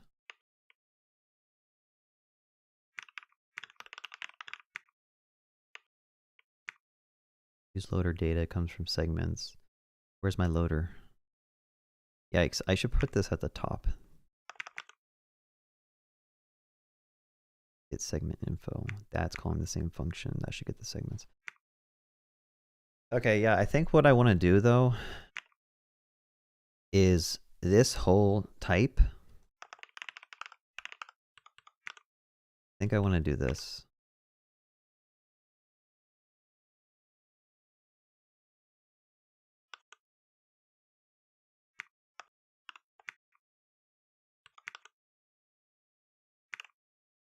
Because that will be the proper type here, and then I should probably say promise of that. Or, yeah, that's kind of bad. Whatever. So this should come back, and like we should be able to get the segments here.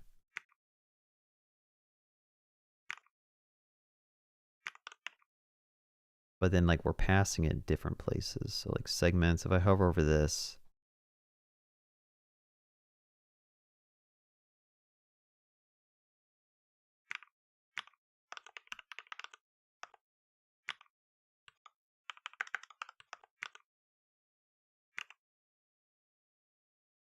you know, I kind of like it as an array, honestly.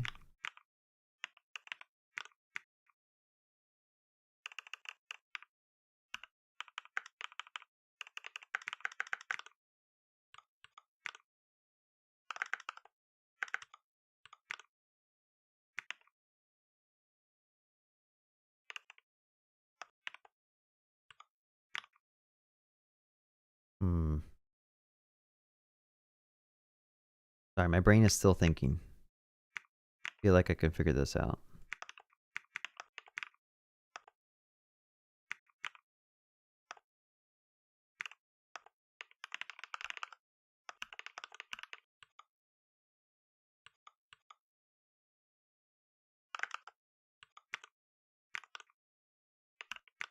Okay, I want to do this because it could be either or. This is probably a code smell, the fact that I'm calling like the same function that returns two different types of things. Probably not the best approach, honestly, but at this point I'm already invested, so let's just go. Let's just do it. So this should pass in the segments here, which should pass it into here, which I could do here.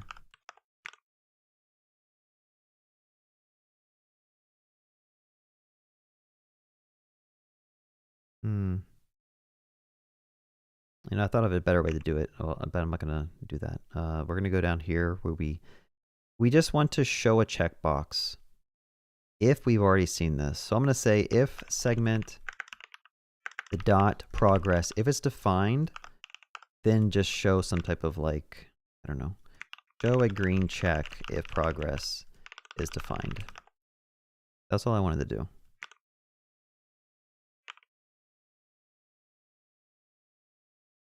But where is it complaining about segment? Why is this not?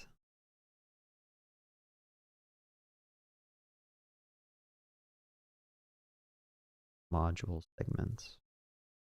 Expanded module.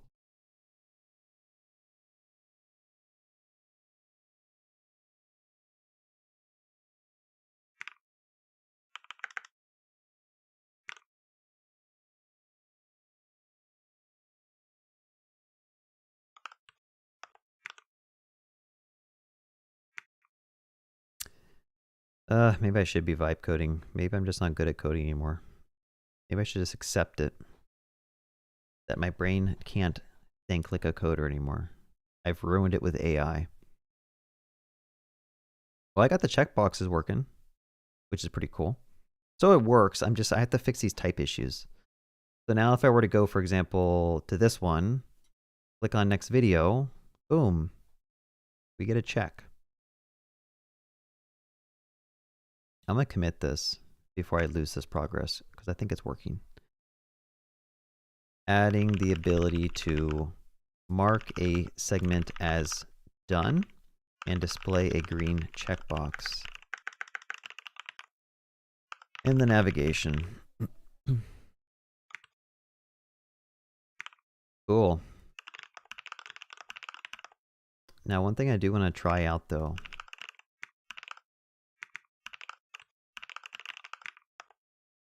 is I'm going to try to vibe code that exact same solution. If there's time.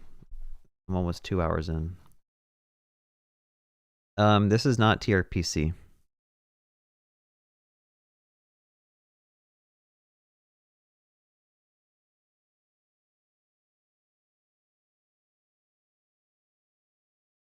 I had a question. Dev Ed, a while back you said your back was jacked up. Did you ever fix your back?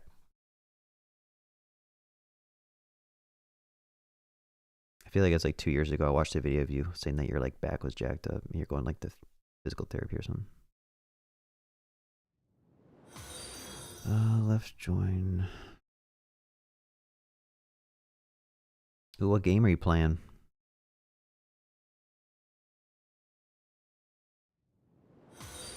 Hey, thank you so much. Is Assam? Is that how I pronounce it?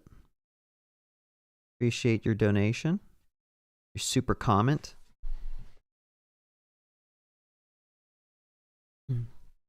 Use on for user ID. Left join is the right one to use. I don't know when you gave me that super comment, so I appreciate it. I think I'm late to the game, but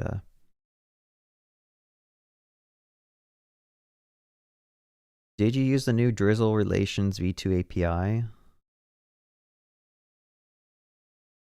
You probably have like a pinched nerve. Isn't it in your neck? Honestly, I have a bad lower back, and when I go to physical therapy, it's just about like the ligaments and the muscles need to be stretched out, and then like the back pain goes away. But then I get lazy, and then I sit in a chair all day, and it comes back. But like stretching your hamstrings has helped me with my lower back pain. But I think yours is like an upper neck pain, isn't it? Do a challenge for yourself next time. Use old tech, then just this new framework every week is ruining your confidence. You're an exceptional developer, designer, and product creator. Thank you. Hey, appreciate that. Use old tech. Yeah, but then I won't get views. You all know how the YouTube game works, right? If I do old tech, I ain't gonna get no views, and then I won't be motivated to make videos when I see that I'm getting like 500 views on a video. At the end of the day, it's like a numbers game, you know? I'm not chasing the numbers, but the numbers do help me keep making content because a sponsor is going to be like, hey, I'd rather pay for you if you're getting views. Stack of 2025. Right now, I'm investigating Tanstack using Drizzle for the ORM, Postgres for my database typically, Tailwind for the CSS. But that's for all my side projects. If you ask me to build something professionally, I would probably not use something that's in beta. Tanstack Start is in beta. I would not use Drizzle. It's not even version 1.0 yet. I'd probably still use Postgres because it's pretty stable. Or I'd choose, I don't know. What's better for video storage, Cloudflare R2 or AWS? Honestly, I don't know. I think R2 is actually cheaper.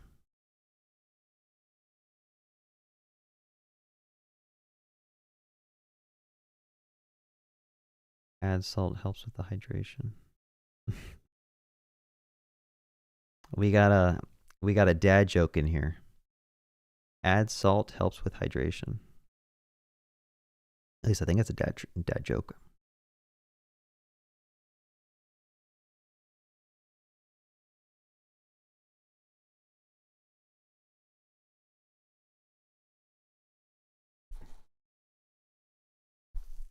Do you think Tanstack Start will become as popular as Next.js in the long run? I don't think so. I mean, Next.js, if you think about it, Vercel has so much funding. Like, they have so much funding. They can run full-on conferences. I think Tanstack will become kind of like a Svelte kit where, like, there's like a vibrant community, but I don't think it's going to have, like, the momentum behind Next.js.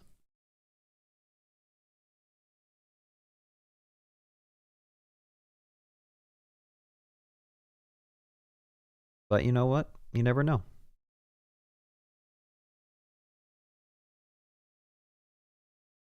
I also think Next.js has the ability to absorb the good ideas from these other things. Like Tanstack Start might be, I don't know, leading the way in some type of approach. And then Next.js can evaluate that approach and be like, you know what, we're actually going to bring that into our core stack, like how the framework works. Which is how I think they did a bunch of stuff with Remix. Like they saw Remix doing a lot of good stuff. And I feel like they took some of those ideas and brought it into Next.js. I feel like Tanstack Start also took some ideas from Remix. I just don't feel like Remix ever took off, you know? I don't know why.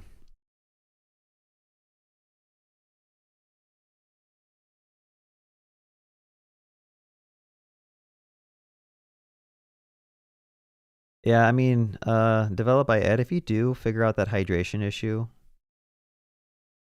just send me a message on Discord. I'm pretty sure you're on Discord, aren't you? But I got a little bit of time left. I'm gonna try to vibe code what I just added. So we're gonna try to be like very specific with our prompting here. I want to add the ability to track when a user has completed or watched a video. To achieve this, please add a button under the video so that when they click it, it will not only, sorry, it will do the following. Track the video as watched somehow. Navigate to the next segment that comes directly after the current segment they are watching. Additionally, please show a green checkbox next to the sidebar navigation if the user has watched, or sorry, completed that video in the past. Now, this is one of those things where it's like, I want to show you a trick that I have found that works pretty well. So instead of just asking agent to do everything, say, I want you to help me plan a feature. And then I'm going to go ahead and just give it the relevant things, like the layout index, the navigation items, the desktop navigation, and then the main layout. And so I'm going to let it plan and just try to read through what it's doing to see if it's on the right track. And then if it's good, I'm going to switch it to agent mode and say, apply it to my code base. I've done this a couple of times. It seems like it works pretty well. But let's check it out. So it's going to update the schema. It's basically adding the same thing we kind of did. And it even added the references. I don't think I added this in my code. I should probably do that so that it can cascade delete. We got some indexes. I feel like this should have used a composite index, which is what I did over on my example. I'm pretty sure I'm doing like 2 columns here, but I don't know. It added some relationships. Okay. Update the layout. So add a new server function for marking completion. So it's basically going to insert into this completed items. Does it have unique clauses on here? Like, I don't know. I might have to ask it to reprompt, make sure I can't add like duplicate completed segments.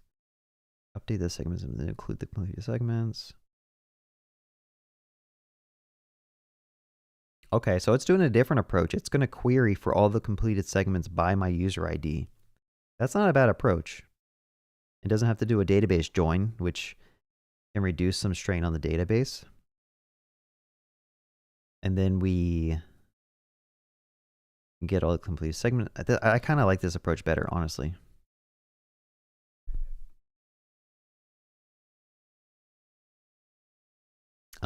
And then it goes over here.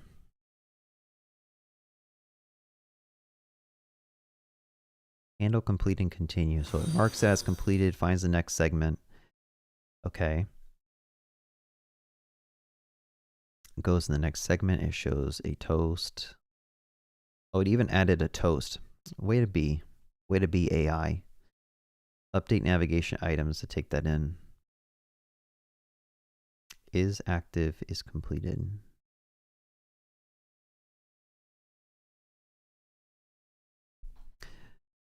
Quick question. Are you sure this won't create duplicate completed entries if they click the button twice? I don't know if that button was, is it? Where's that button? Is it conditional? Video. Yeah, it's like not if the current segment video key. Quick little follow-up question. I want to make sure it's on the right path. Good catch. You're right. Of course I am. Why wouldn't I be? I just spent an hour implementing it. Of course I know how to implement it.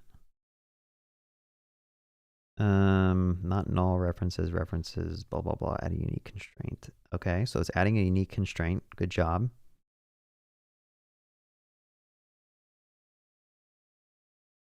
On conflicting, do nothing. Ah, I like that. I think this is a nicer approach than what I did. Not too shabby. Okay. This seems good. Apply it to my code. Now we watch and be amazed.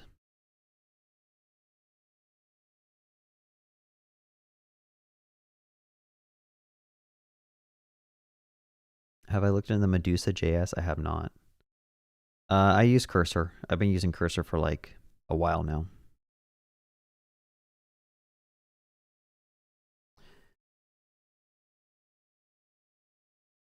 I use their V2 when tinkering with Tanstack, and it's quite clean. Yeah, I'll have to check out the V2 relationships.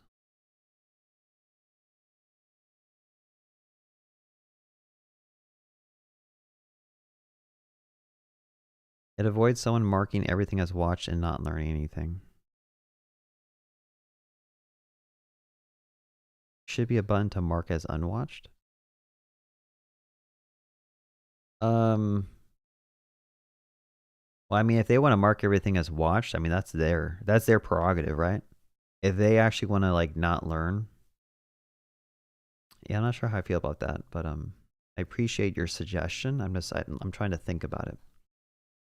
And me, when I'm trying to learn something, if I just watched a 10-minute video, I would hope that I learned it, right? And so when I click on the go to the next video, I want it to track my progress.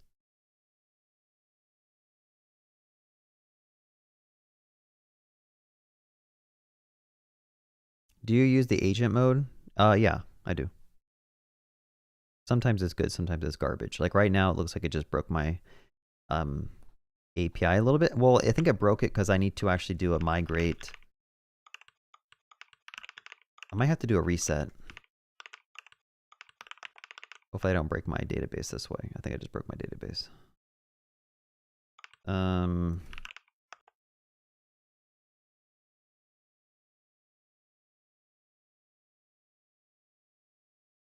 Unique is not a function. Let me do this real quick. I'm gonna go ahead and just clear out my database real quick. Give me a second. Honestly, I need to think of a better way to do this, but for clearing out my Docker database, my Postgres database, I had just been stopping Docker and then deleting my volume mount. Leave a comment if you guys can think of a better way, because I do not think that is the way to do it. And so I'm going to go ahead and go to my volume mount and delete that. And hopefully it gets rid of that. Might have to delete this too. There we go. Okay, so now I have a fresh database. I also have no migration scripts, so I should be able to just generate. Yeah, and now it's just like it can't. I'll say I'll get this error.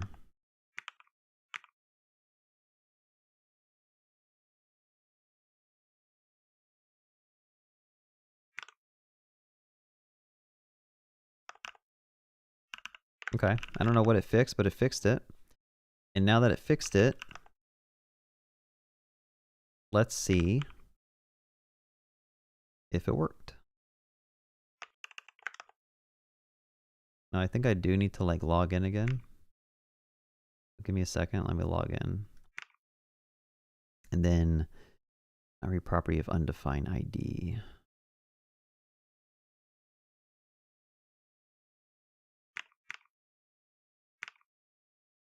Oh, because I don't think I have a course. I'd have to actually just add one. This is just a different bug. I have to figure out how to fix that.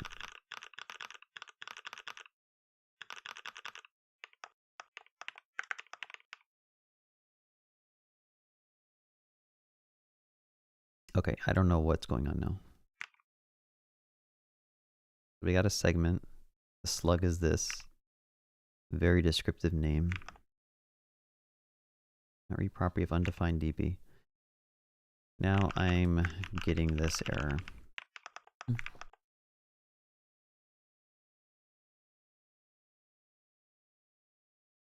Yeah, to be honest, agent is hit and miss. Sometimes I've seen it one shot complete features and like I'm blown away. Other times you run into situations like this where it pays off in the long run to know your code base and you can give it context and actually like walk it through with more specific reasoning instead of just like letting it do it at once. By the way, someone asked about Max. I haven't used it, although I have been kind of watching Primogen stream a little bit with his cursor endeavors. They're saying that Max, keep closing. They're saying that Max sometimes just like goes off the rails and changes too much in the code. I don't know. I haven't really tried it.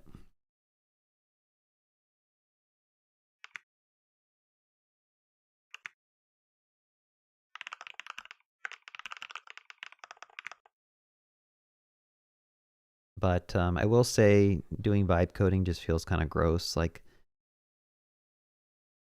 if you read through all the code and all the changes, I think it's a little bit better. And then you can find issues where it's like breaking. But at some point, if you ask for a giant feature and it changes 7 files, like, how certain are you actually going to be able to know what the heck is changing?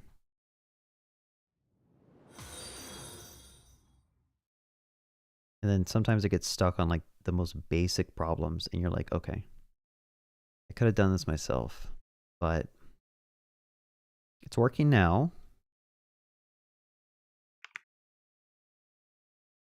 Where's the button to mark it as completed, though? I do not see a button to mark. Oh, I know why, because I don't have a video uploaded. Let me upload a video.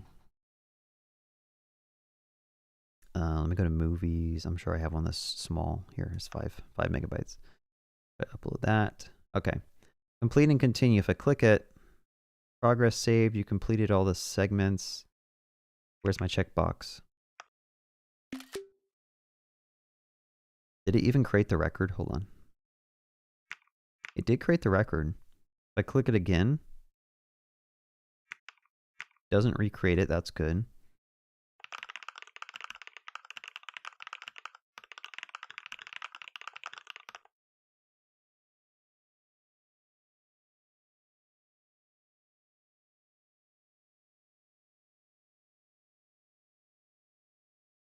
Is it paid or free? I actually pay for 2 different Cursor subscriptions. I have a subscription for my personal laptop with my WebDev Cody GitHub account, and then I have another subscription for my work account.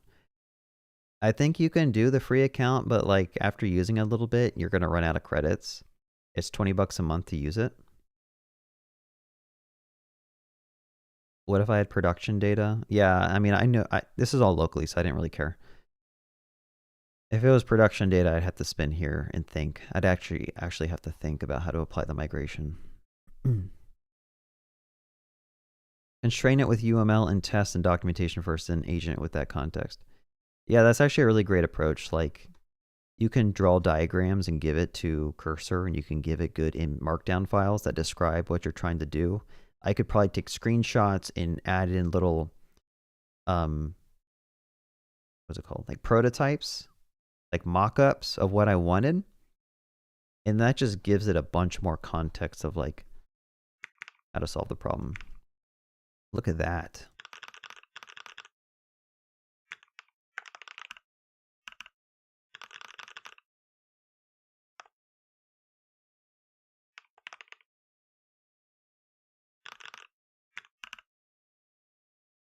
There.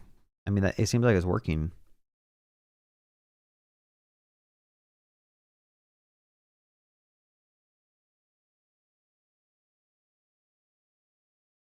So I feel like it was much faster to vibe code that, honestly. That was pretty fast, right? Now, I don't know what it changed, and so I'd probably definitely do a PR and look at all the Git diffs and figure out, okay, like, are there security flaws with what was added? Is every endpoint or server action or function you added, does it have like security middlewares, stuff like that? But yeah, now it's a matter of just comparing the changes that it did with the ones I did manually and trying to figure out what approach would probably work better. I really like this approach, honestly. I like the on-conflicting do nothing, so like I might even take away those 2 things as examples. What else do we got here? I like the toast it made. Router.navigate. Yeah, that's that weird bug that we ran into. But this would have to be changed back to like a use my special hook, which Cursor wouldn't even know about to think about. I'd have to tell it. Yeah. Overall, I mean, I think the vibe code approach was pretty good. I mean, that's pretty good. I don't know what you guys think, but I think we ran into like 2 or 3 errors that it managed to resolve just by copying and paste them. I mean, it even updated the mobile navigation, which is something I didn't do on my approach. I forgot about the mobile nav. So then I'd probably later have a bug report open where people on phones can't see their progress checkbox.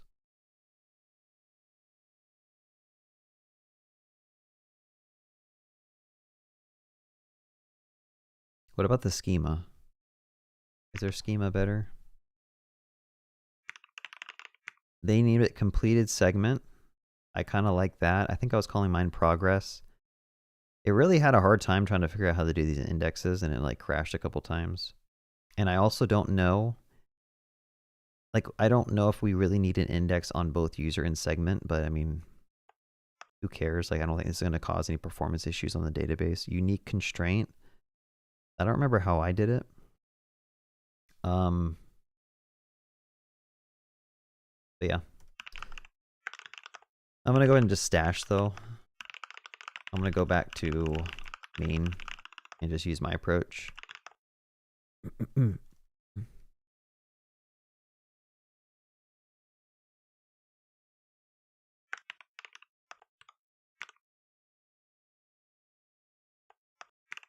Small things I want to do, update those on delete cascade that. Here I should probably do add a unique constraint here.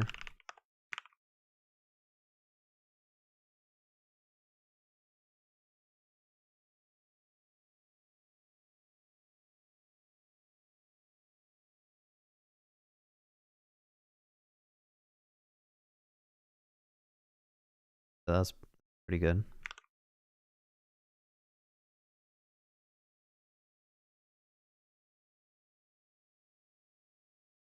What did it do? Just indent those? Okay. Because I do think an index is different from a unique index, right? Like, do I even need this? I don't think I even need that, do I?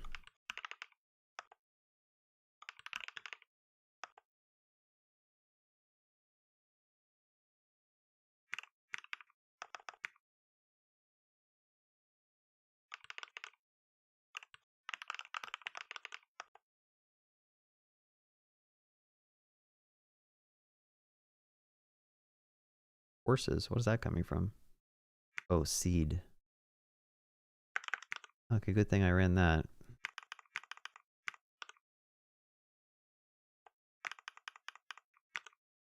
Yeah, what is all this stuff? I don't need any of this stuff.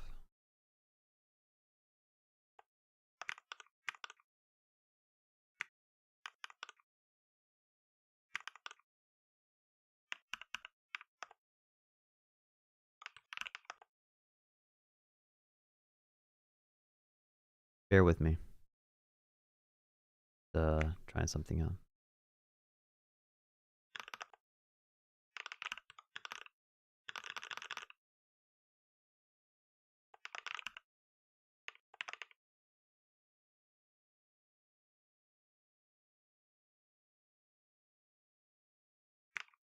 Wait, where's my button now? Why is my button gone?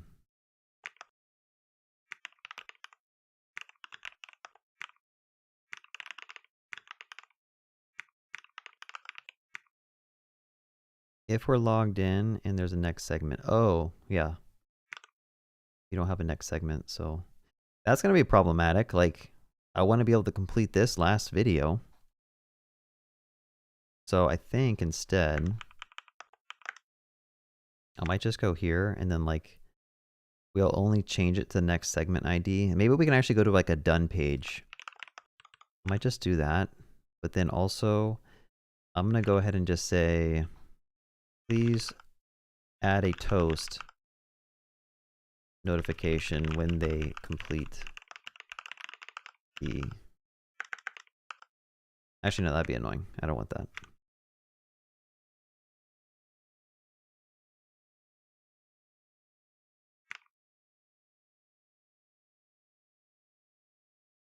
That should have also refreshed.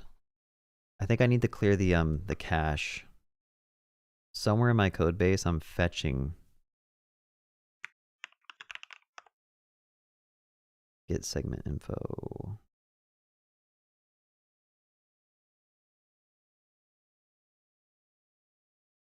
Yeah, I'll probably have to add in a use suspense query so I can invalidate the cache, and so it'll fetch my completed segments again.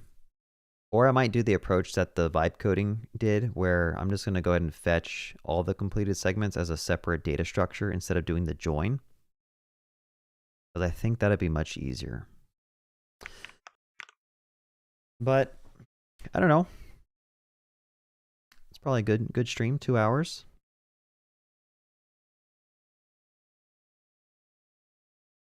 Can you show your output page? What's an output page? My theme is bearded theme stained blue. Vibe coding is a W as long as you know what you're putting in your code base. Yeah, that I agree with. Yeah, and if no next segment, we'll just be done. So I think what I'm going to do is I'm going to just put some of these comments in a to-do. I'm going to say, if completed, if on last segment, show a complete course button and navigate to a certificate page. You know, maybe I'll give them some stupid certificate or something. That means nothing, but. And then also, after navigating to, after clicking next video button, I need to invalidate the use query cache, or the query client cache for the completed, the progress entries. Refactor the approach to instead just fetch the array of progress entries instead of doing the left join stuff. Rename progress to completed segments. Honestly, when I'm off stream, I'm going to take all this stuff and just paste it into agent and just let it like cook, and it's going to do a good job. Like, I guarantee you it's going to do a good job. But like, I know I made a video that says vibe coding actually sucks, but that's not my honest opinion. I've been doing vibe coding for a while on various projects, and when it comes to web development, it does a pretty dang good job of just like, I mean, you gotta copy and paste some errors and get it to kind of, you know, you gotta put some guardrails up, right? It's like bowling. You gotta put those guardrails up and kind of help it go down the lane. Otherwise, it just goes straight into the gutter and it cannot get back out. But if you know how to put the guardrails up, it does a pretty good job of just implementing the things you need. And then you just got to read through it and make sure you understand it. Just like on any code base. I mean, like, you can't just join a giant code base and not understand how the code works. You got to take time to understand it. But yeah, we made some progress today. What AI am I using? Make a file route, try to access an environment variable in your render function. Oh wow, there's a lot of stuff I need to scroll back up to. I'm sorry.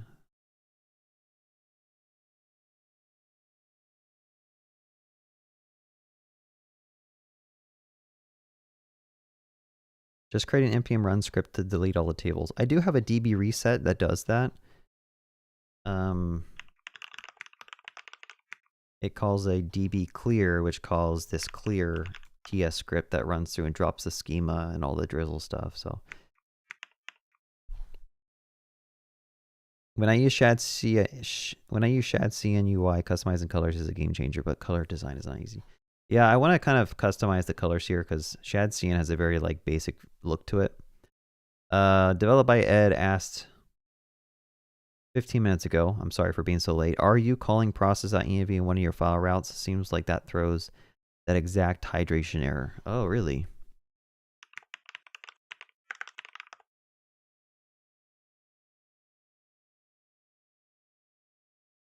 In one of my loaders? In one of the file routes.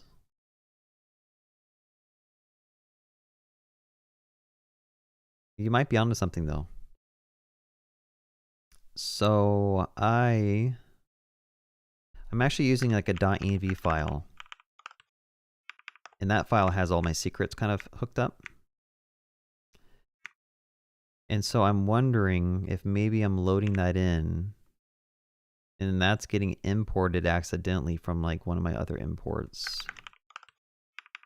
Sorry, let me just fix some of this stuff while I'm at it.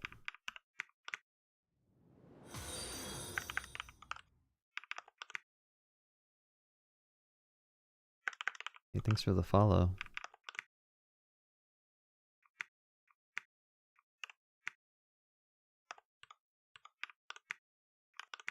I like having a file like this. It just makes it easier to see what my environment variables are. But yeah, maybe that's the issue. I'd have to figure out what what is calling this, because I call it a lot of different places. We got Stripe, purchase.psx.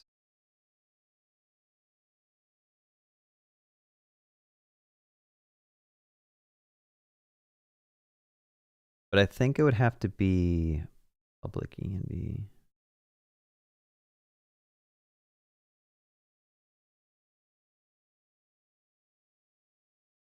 I think this is going to be very hard for me to find.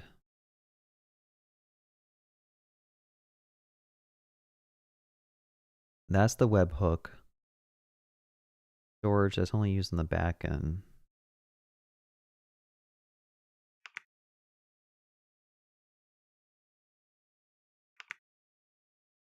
You know what? I think the issue just went away. I think that might have fixed it. Developed by Ed, my man. I don't know if that fixed it. I don't know if that fixed the issue. That's the only thing I changed. You know what I'm going to do? I could stash and see if it comes back.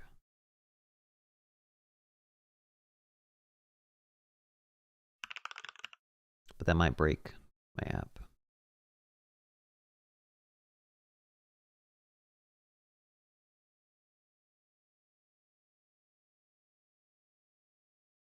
Wait, what is this lame gambit? Why do I have two of these things? Let me get rid of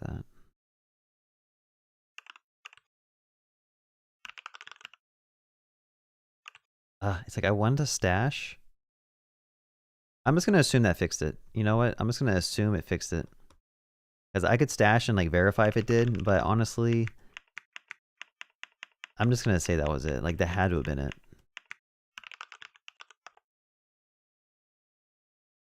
Fixing hydration issue because of using process.env. Yeah, that makes sense. Because I mean, like, I think process env would never exist on the front end. And so it's like mismatching when it tries to compare the front end code to the back end code that it just rendered. Well, thank you. I appreciate you being in this stream for this long and helping me debug my issue because that was frustrating. Like I literally spent time trying to figure out that issue. I wish the errors were a little bit more descriptive when you run into stuff like that. The keyboard, I'm using something called Clack app for the sound. Are we cursoring it or is this VS Code? This is Cursor. I did some legacy coding today. It was pretty fun, but then I vibe coded the exact same feature and it got it done in about 5-10 minutes. You know, it's a good ego booster, I guess. Feel good now.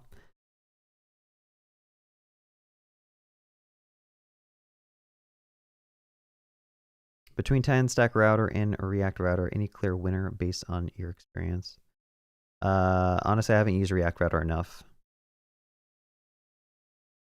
You can see it if you try to render it. As soon as it hydrates, it drops the error. Yeah, let me go to the index real quick.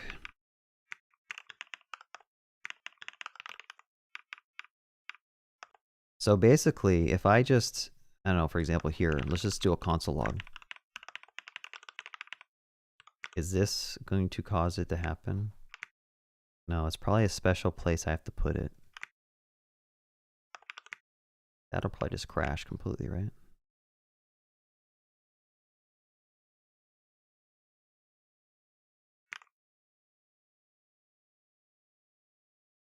Yeah, where would I have to put it to get it to cause the hydration mismatch?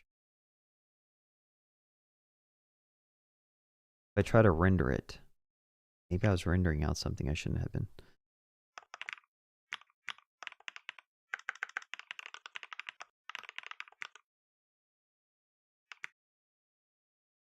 Development. Honestly, I don't know what caused the issue, but it's gone now, so it could have been that. It couldn't have been something else, but I think I'm going to end the stream, though. Hey, thank you for watching my YouTube stuff. By the way, go follow, if you're not already following, DevEd. He's one of the OG YouTubers that we all looked up to when we got into making YouTube videos. Go give him a follow. I'll post his ad here.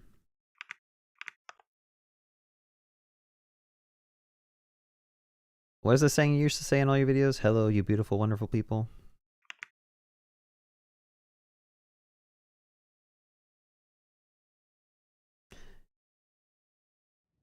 I mean, I think you're onto something, because like it had to have been that.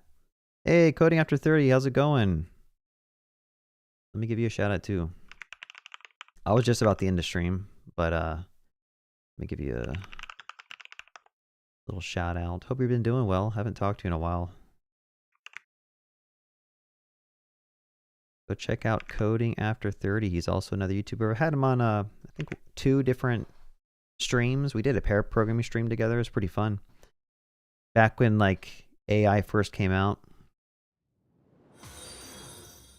You still working at what is it called? Bro, how did I forget it?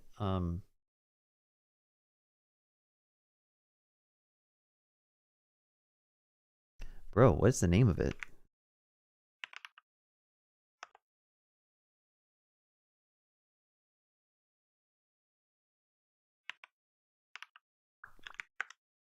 The headless CMS.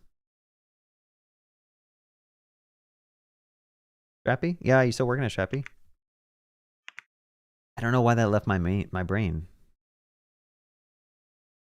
Let's see. I think maybe try to call a specific value like DB URL. Developed by Ed. Do you do streams? I don't think I've seen you do a live stream. I think you should get into it. You won't get as many views, unfortunately, but it's fun just being able to talk to people.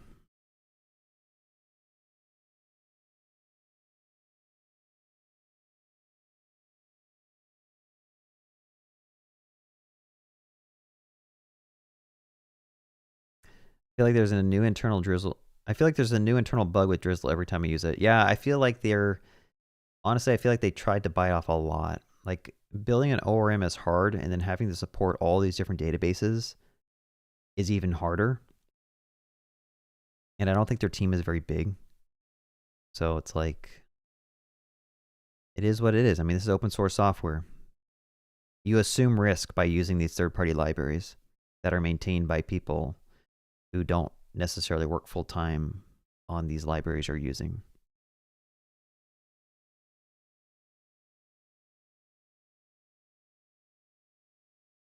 ENV rather. Maybe you'll try a call to specific value. Yeah, I could try that.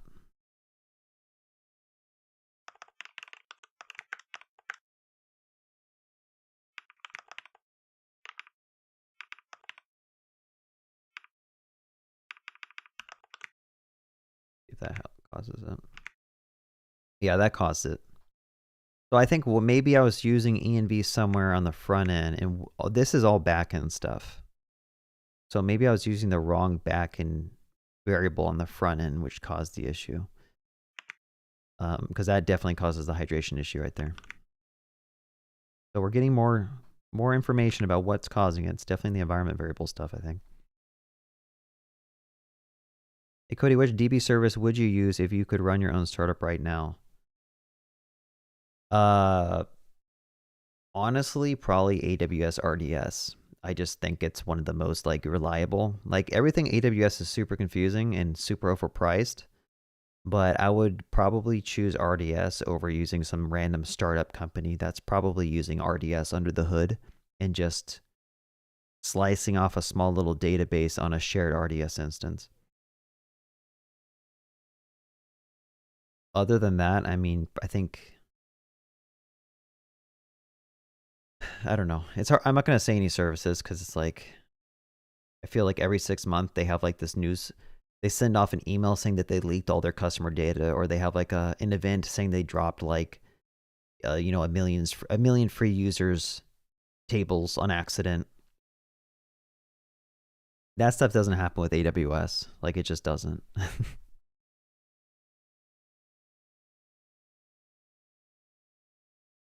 Anyway. Yeah, you should start streaming. I think at first it's like a little bit nerve-wracking, but then you realize that the people in chat are just like here to help you, and you end up learning so much more from chat than you do from, well, YouTube comments you learn a lot from as well. But it's fun just being able to like connect to some people, see the same emojis and names. I just don't know how Prime and Theo can do it for so long. They like have streams for like hours. And bro, after like an hour and a half, I'm done. Also, I'm pretty like the energy they bring to the stream is like so high. I can't achieve that. I'm sorry. Like I'm too, like, I'd have to probably drink like 2 caffeine drinks or something to be able to even pretend like I'm that excited about code.